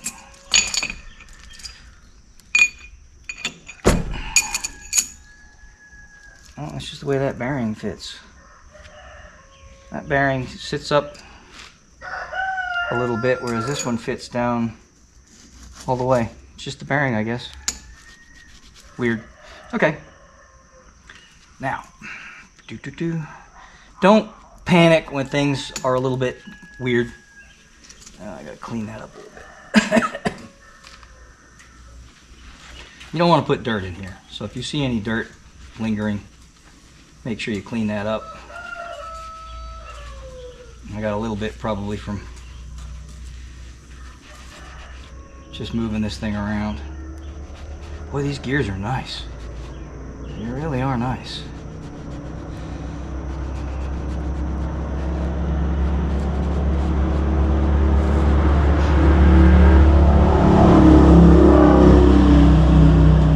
Alright, now make sure you keep your cap. It's not going to matter because once we start putting everything together, these are going to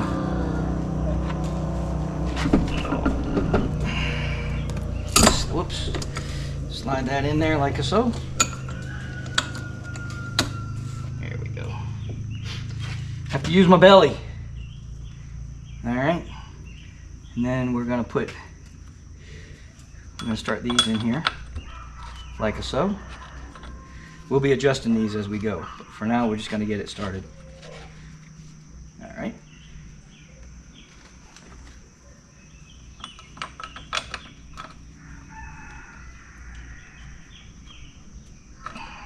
And remember, we had our right and our left, and we made sure we put those in the appropriate places.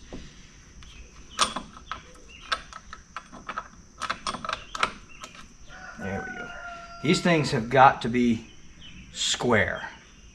Hip to be square. That's like Huey Lewis, right? Isn't that hip to be square? All right. Now we are not going to torque these down. Don't move. We are just going to put these on very, very loosely.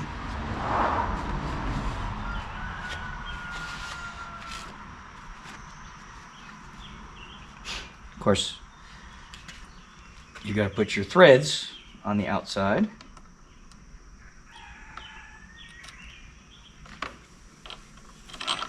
And again, I put a little bit of oil on these so they'll go in nicey nice. But you want to leave it loose because we're going to have to do some adjusting.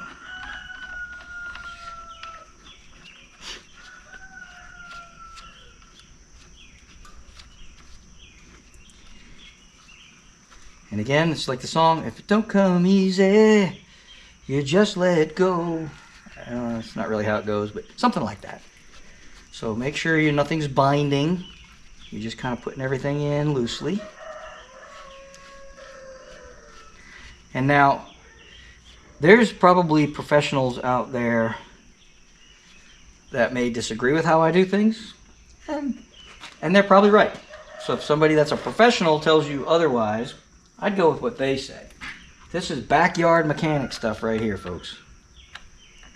So, all right, let's put that one on there. This is what works for me. And like I say in every video, just because it works for me, it may not work for you. I've been building cars quite a few years. And I can't say that I've ever had a rear end that I built blow up. I did have, I think it was like a Volkswagen or a Honda or something, that I put new spider gears in, and that blew up. And that's probably the extent of my failures. This has got some goopage in there that I don't really like.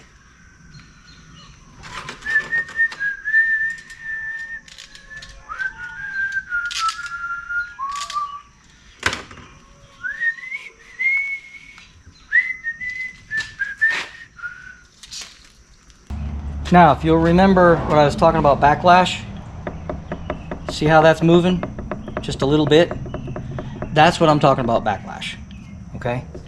Now, it's not going side to side at all. Probably because my spanners are pretty darn close to being where they need to be. But we got to change this backlash. All right, these are finger tight. I literally just have them finger tight, okay? And there's two things we're looking for. We're going to take a little bit of grease and we're going to put it on here. We're going to look at a pattern. Now, we've got a pattern, a little bit different pattern already on these gears because, like I said, we're going with used gears. So getting a perfect pattern is probably not going to happen. Okay? The object of a good pattern is to keep it from humming. And we're going to assume, just like we did when we put the rear end in and we set it up against with the old measurements, that this was installed properly from the factory. Now, if you talk to just about anybody, that's anybody in the automotive world that knows what's going on, they're going to tell you that the factory didn't know what they were doing. Well, they're probably right. The factory did do some pretty mashugana work.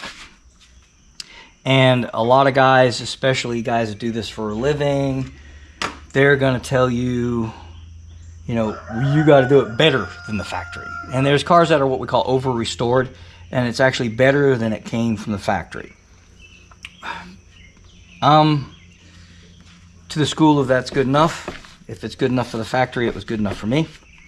And so that's the way we're going to do things today. Take my advice with a grain of salt.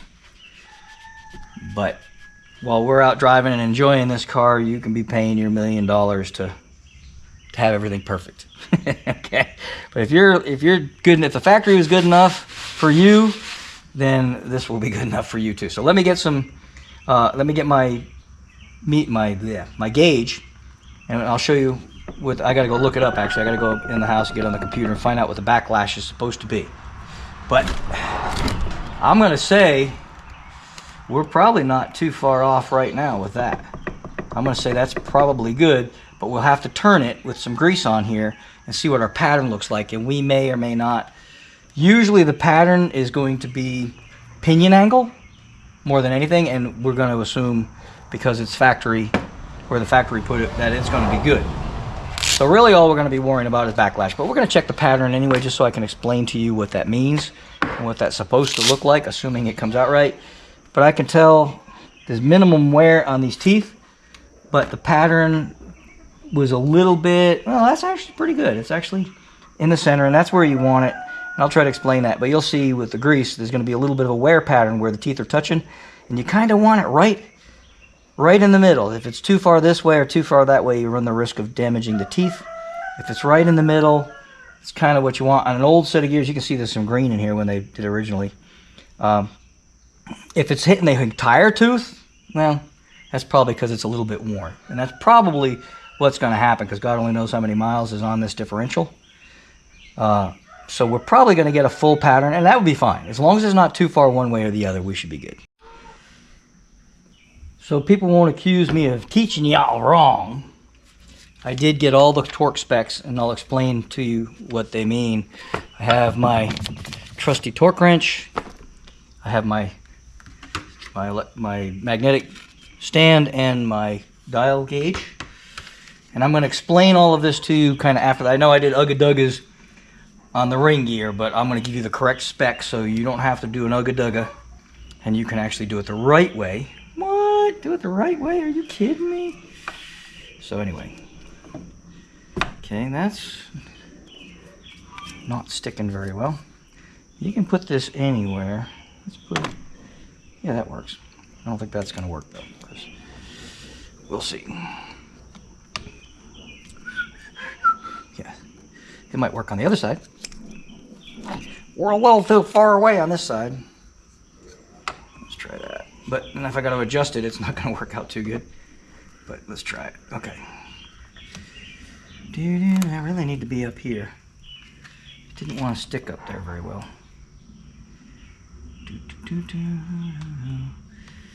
Yeah, well, that's not going to work. We got to put it here. Somehow, some way, we got to put it here.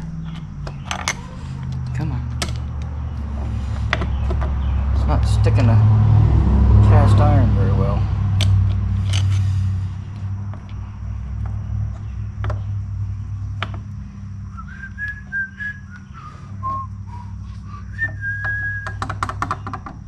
Definitely does not want to stick. Will it go this way? Oh, it'll go that way. I learned something today. I didn't even know it would go that way. Okay. Stop. Don't be so... Here we go. Keep it from rolling. Nice. Okay.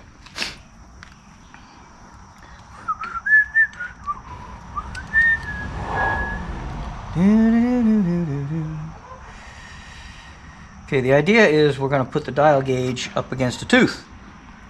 I can already tell you this is going to be a little much. It says, I think it says backlash 6 to 10. Okay, and we're already probably past that. I think we have more than that. All right, stop being difficult. There we go.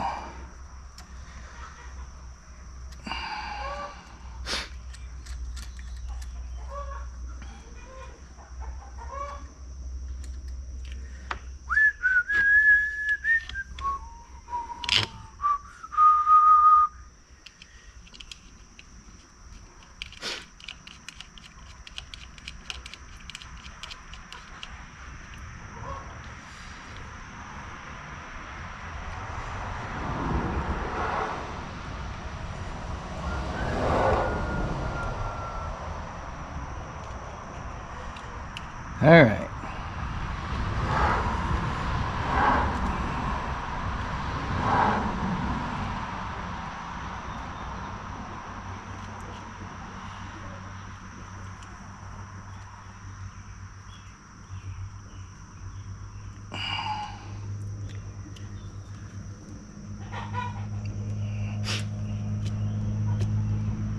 Oh, huh. Oh, wait, we're not touching. I thought I had it for a second there. I was like, yeah, I got it. Nope, I don't have it.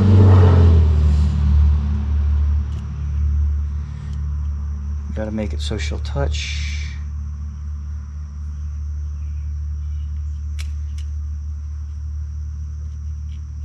There we go. Okay. It keeps. There we go.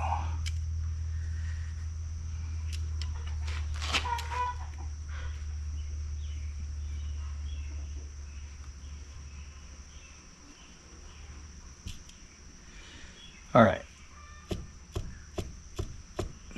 Just for kicks and giggles, I don't know if y'all can see that. Let's get you up here a little bit more. Now I'm going to zero this so it makes it a little easier to see. We're on 0 right now, right? And then when I wiggle my ring gear, it goes 10, 20, 30, 36. It's going to 36. And we want 6 to 10.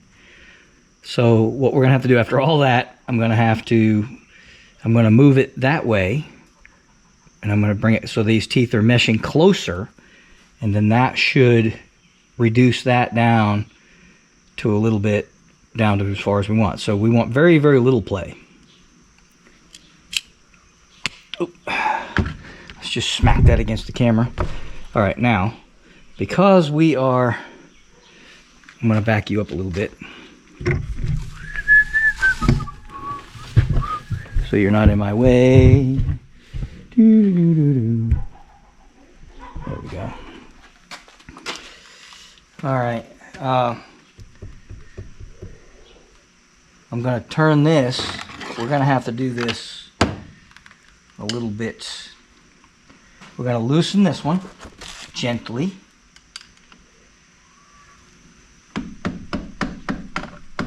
Ooh, that might be too much. And we're going to tighten this one.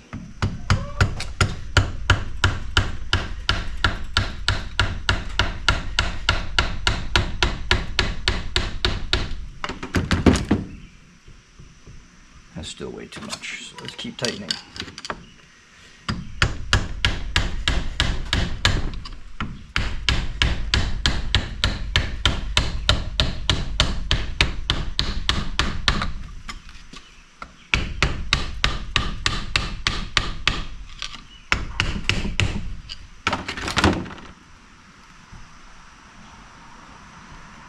That's quite a bit less.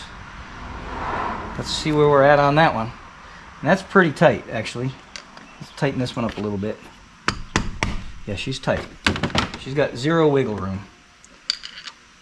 Yeah, she's not wiggling at all. But she's got just a tad back and forth. I'm going to guess that's probably 5 or 10. So we're going to do the same thing. Turn on my magnet. We're going to turn this.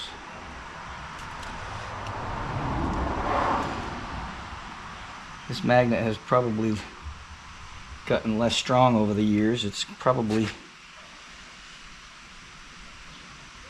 wow, she's still actually a little bit, let's see, we're going to go to 0 like I showed you.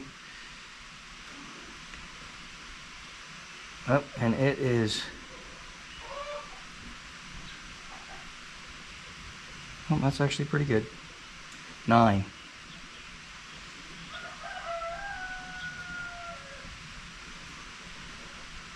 I'm probably turning it a little bit. Yeah, I'm accidentally turning it a little bit, so let me.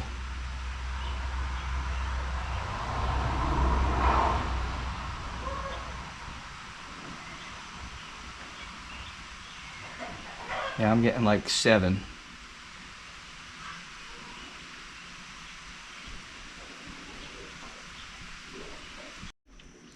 Well, that was a little tedious. Now we're gonna go. We got to go to 90 pounds on these, so we're going to start with 50. What is going on with my torque wrench here? I know something's going on. There we go. Something's, I don't know, something's going on. Okay. like I said, in this particular job, anything that can go wrong appears to be doing so. So we're going to go to 50.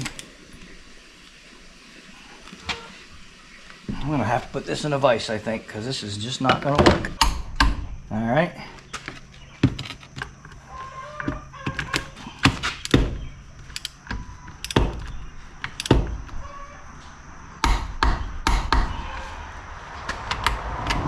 And this is only 50 pounds. We got to go to 90.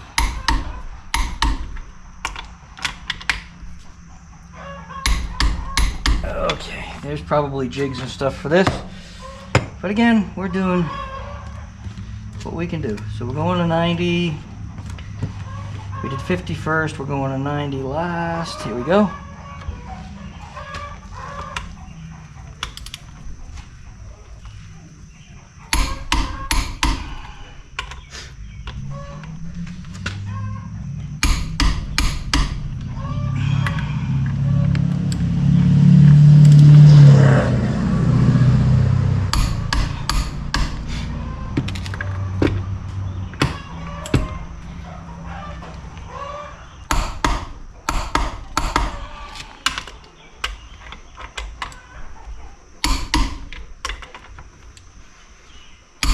Alright, and just for fun, I'm going to double check these ring gears. Now I've got that secured, so that's a little, I should have probably done that before, but I've got just a tiny bit of play in there. It came out to about 9 thousandths. I figured you guys would get bored with watching me mess with that. It was so tedious. I had to go back and forth a few times, but I appreciate you hanging with me on that. It is a little tedious trying to get that backlash. Oops. So let's just see how far my Ugga Dugga was off. We'll check one. If it's way off, we'll do them all. I want to see just where my Ugga Dugga was. I'm just going to go ahead and torque one of these at 55 pounds just so you can see if my Ugga Dugga was good. And there we go. And I got to remember these are reverse thread. Starting to rain, getting late, things are going. Battery died on the camera. It's time to quit. So we're going to quit for the day. But just for kicks and giggles, we're going to go ahead and do this. There we go. See? That's 50, 55, 55, 55. So Ugga Dugga worked just fine. Alright, we're quitting for the day, folks. Let me fix something. It's not necessarily broke, but I told you I tend to do old school, my way things, and I don't want to teach any of you wrong. Okay? Never, ever, ever, ever, ever, and I mean ever. This was my, because I know I can do it, what I'm getting ready to do. You should never put a bearing in dry. I should have put it in some gear oil just for a minute, just dip it in, let it soak in for a second, and then put the bearings in. I didn't do that because I was just thinking about mess and what have you. But in reality, I don't want to tell you the wrong way. So I'm going to tell you right now, never put a bearing in dry. So I should have dipped these. I am simply going to fix my boo-boo right now by doing this, because this is what I had intended. When you put it in, it's going to submerge when you fill it with gear oil anyway. But and this is going to go all through the bearing. But as you can see, it's going to be messy, you know. And I'm going to flip this over. So this is how I'm fixing my boo-boo, if you will. You can put it in dry like I did, but I don't recommend it. Okay, I'm going to tell you right now, the best thing to do would definitely be to have dip them in oil before you seated the bearing. And I shouldn't have told you to do it that way. That's my bad. So don't do that. Make sure if you do forget to put oil on it, then you can fix it the way I'm doing it. But in reality, make sure you put oil on the bearing before you put the bearing in the race. All right, now I feel better about everything. Gonna put these are just to keep it from moving. Not that it's going to, but that's the purpose. So you want to make sure you put your little retainer doodahs.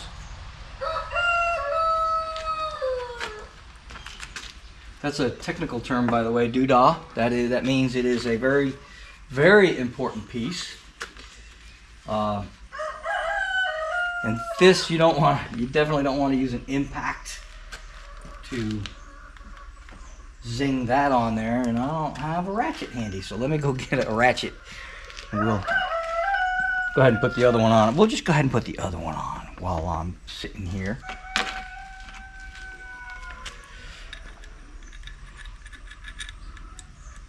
Somewhere in my dreams.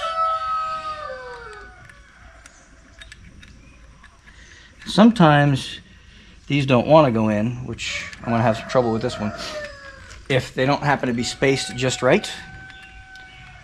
So what you have to do there is I've already torqued these, so it's probably not going to move. So if the worst comes to worst, we'll have to untorque it, move that collar just a tad, which I don't really want to do because I struggled. I really did struggle to get that backlash just right. And I actually, just to tell the truth, I actually left it at about 12. The internet reading of 6 to 10, just did not sit well with me. I know, second guessing the internet, right? Now who am I to do that, right? The internet knows all. But I just didn't feel comfortable with going with 6 to 10. It just seemed like too little. And this is not going to go because I am going to... which way do I go? Which way do I go? I've got to tighten this just a tidbit. I think I'm going to go that way is too far. That would tighten it. Pardon me. I don't really... You have to do this, unfortunately, because you've got to get this little lock in here. But I am between... Yeah, it's not gonna go. So, as soon as I can find my adjustment tool. I was using a spanner wrench, in case you don't know what a spanner wrench is. I actually used this. I didn't show that, but I actually used this to tighten these because you don't want to over tighten this. And I got a little bit nervous that by using this, I over tightened it. And so I actually used this and got it as tight as I could with this little wrench, because you don't want to put too much pressure on these bearings. Okay, too loose is better than too tight. I know that sounds crazy, but too loose, expansion and things will be just fine. Too tight, you're kind of... Oh, geez, that moved way more than I wanted it to.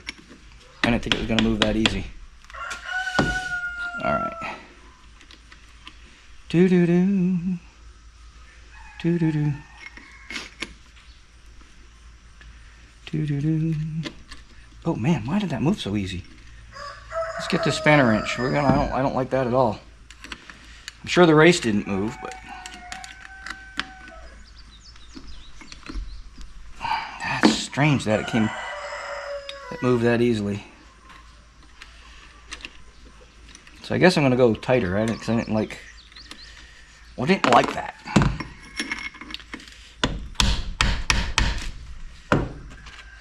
You definitely don't want this spinning finger tight in there.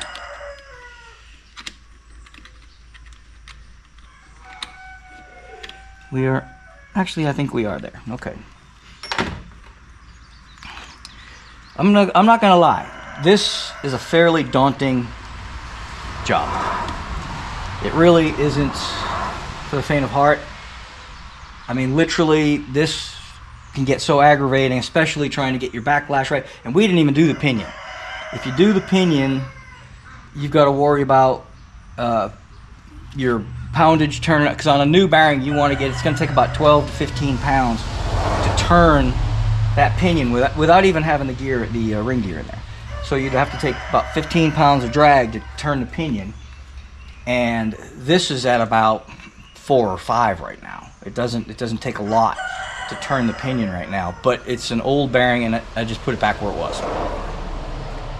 you can almost never go wrong putting it back where it was if it was working the way it was. So I don't even like as tight as this is. We've got, like I said, 12 thousandths clearance, but that's what the book says. It actually says 6 to 10. I would not be comfortable with 6, but that's just me. Before we do anything else, after we tighten these up, I'm gonna go ahead and put a little bit of grease. There's actually a yellow grease that comes in the kit, but because I have to send this kit back, I'm just gonna use regular, I only have black grease. Maybe we'll use a little white lithium, that might work. As long as you just want to be able to see what the pattern is, I could pretty much tell what it's going to be. It's going to pretty much be on the entire tooth. I just want to make sure it's not too far this way, too far that way, or too far out. Okay, well, you don't want it on the edge of these teeth because you'll be breaking teeth. So that's all we want to double check. I'll try some regular black grease, see if I can see anything that way. If not, we'll spray a little white lithium on there and try that. Or I'll see if I got some yellow grease too. So give me a minute. Let me get this wrench for this and see if I got any yellow grease. We'll go from there. Turn these the right way. Just snug these down.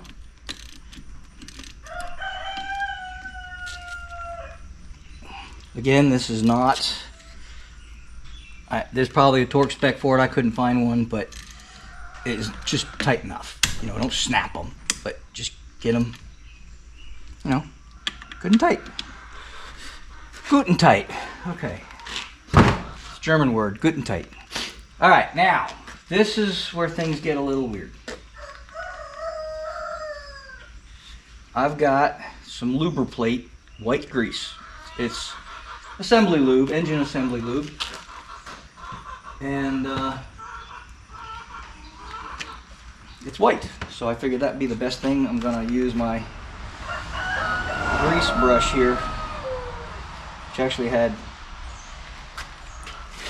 black grease on it, but we're gonna use it for the white grease. Now, you don't need to do 300 teeth. We're just gonna do a couple of them.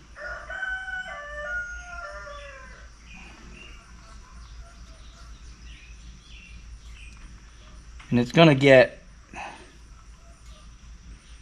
turn black probably.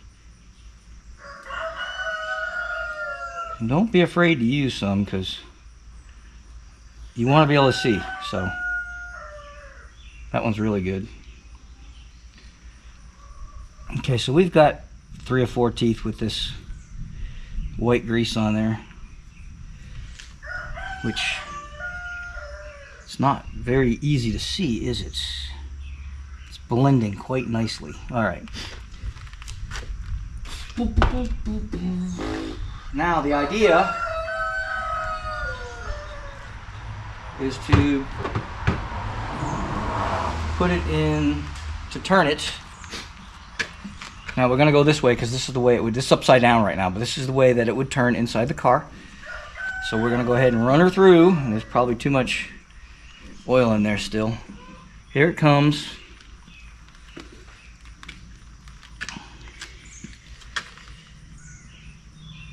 And it's just as I expected, but let's go ahead and go back. Let's put a little resistance on it. Give me a rag. Put a little resistance on it.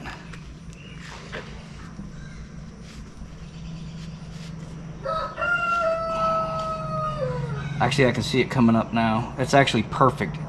Right here, and you probably can't see that, but I'll try to get a close-up. It's really, like I said, it's hitting the entire tooth in some areas, but like this one, it's right in the middle of the tooth, right where it needs to be. I'm gonna try to give you a close-up on that. I don't know if it's gonna show up on camera, but here, let's bring you in close. But if you come in here, you can see right there, it's just in the center. And then over here, you can see where it's hitting, you can see where it's cleaned the tooth a little bit, and it's right in the middle of the tooth, which is exactly what we want. Well, there you have it. After much aggravation, finally got her all together. I'll take you for a quick look what I've done. I just put a bead of silicone, Permatex, whatever this, actually not even Permatex brand, I don't know, but gasket maker. I'm not using a regular gasket. I cleaned this off really good with a zip disc, like a twist lock disc. Got it all cleaned up. So there's no more gasket on it. I've got the silicone on there kind of curing. You want to let it cure for a few minutes before you start to put it on, just so it'll start to gel up a little bit. And then we're going to throw this thing in. So let me take you over there real quick and show you what I've done over there. Well, there you go. You can see there's just a bunch of silicone on there. Just blob it on, because when you want it to squish when you put it in. You don't want a thin bead. I usually, like for engines, I just put a little bit on my finger and spread it around. But on this, if you want to put a pretty thick bead all the way around, kind of like a China wall on a Chevy engine, you know. We got a little bit of a snot right there. We don't want to leave that in there. I got some rags and I cleaned out everything inside of there. Well, you can't see anything, but you know, so she's ready to go in. I cannot, there's not enough room in here for the camera and me. It's pretty limited space in here, so I am just simply going to, you're gonna take my word for it, I'm gonna set that third member right up in here and put those bolts in. Woo, that's complicated, right? That being said, I am just gonna end the video here. Appreciate y'all watching. Now, I've made probably every mistake possible while putting this together. Just, I don't do them enough and I forget a lot, and you know, so, but it shows you that you don't have to be perfect. You can always take things back apart. You can always, there's always ways to fix things that you should have done a different way. Everything is good now.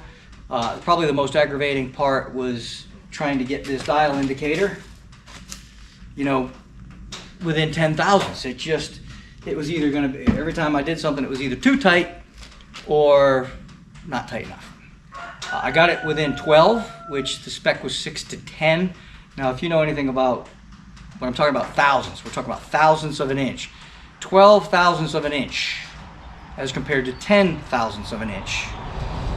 Your hair, most people's hair, is 3 thousandths thick. So that'll tell you the difference between 12 thousandths and 10 thousandths, okay? Now the spec is supposed to be between 6 and 10, which is 4 thousandths, which is slightly bigger than a hair. This is an older set of gears. If I was putting in brand new gears, what would happen is as the new gears wore in, I would probably, I think the spec is a little bit wider actually for new gears because they're going to wear in. That doesn't make sense, but anyway, I don't remember. I looked it up and it said 6 to 10. So I got it at 12. I'm going to leave it there. I'm pretty happy with that, and if you do this job, you will probably be happy with that too. It is a painstaking sitting there turning that little, you got it, because you kind of got to turn them together, right? This one loosen, this one tighten, this one loosen, this one tighten until you get it where you want it. And it's really, really tedious. This is one of the easier rears. This and the 9-inch Ford are some of the easier ones. There are like Chevys with, they have to use shims on everything. So you got to take it apart, put in a shim, put it back together, take it apart, put in a shim, take it apart. It can be really, really annoying. Those are even worse. So, you know, you could leave this particular job, especially with this setup, you could bring it to a drive-line shop. I don't know what they charge to do this, a couple $100 probably. Probably best left in the hands of a professional. But I've never had any problem doing it. I've seen guys like Fab Rats, I don't know if you watch Fab Rats, Paul, I've seen him throw rear ends together and not even really care. He just throws them together, goes, yeah, that feels good, and he puts them in. But of course he's doing rock climbing and they're not going real fast all the time. If you're building a car that's going to be doing highway speeds for any length of time, you probably want to make sure you do it right. So I don't know how critical this is. I've always just done it by the book.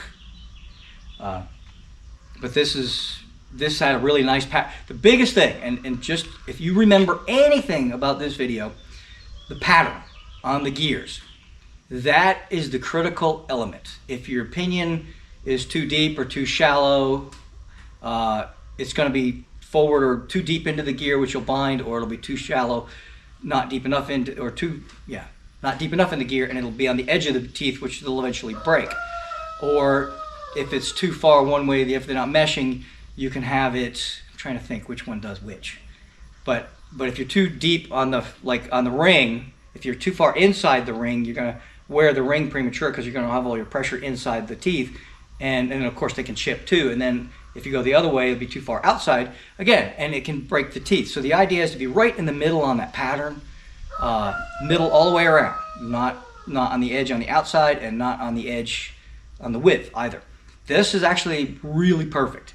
I don't know if you could see it, I hope you can, but it was really right on the money with that 12,000 lash. Better, and like I said earlier, better too much backlash than not enough.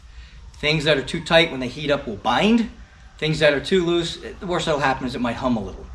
But it'll hum. I had a Chevy 2, and I'm talking 40 years ago. I had a Chevy 2 that rear end was so loose, it was like boonk, boonk, boonk. You could turn that pinion probably 3/4, kind of like this one, but this one was broken. You could turn that pinion but half a turn before it actually engaged. It was so loose. And that thing would go woo, woo, woo, woo, woo, woo, woo, woo, woo, woo, while it was going down the road. It didn't shimmy or anything, but you could hear that wah, wah, wah, wah going down the road. I neutral dropped that car. I went through 2 transmissions in that car. I drove the wheels off that car, and that rear end never blew. So just go to tell you, it's better too loose than not tight enough. And even, I think, not to be long-winded, but I am, engines nowadays are put together quite a bit looser. In the old days, they used to have tolerances pretty tight because they'd wear in, right? Nowadays, they don't have that break-in period on these newer engines. It is, you can put them together and romp on them. But they put them together really, really loose. Same with race cars. They put them together really, really loose. So looser is better in most cases. Not every case. I know where your mind went. Don't go there. So anyway, thank you for watching. I appreciate y'all. Thank you for you subscribers. If you haven't subscribed, what are you waiting for? You need to subscribe. Tell your friends. Hit the like button. Hype it. I'm not sure what that means, but it helps, I think. So, see ya.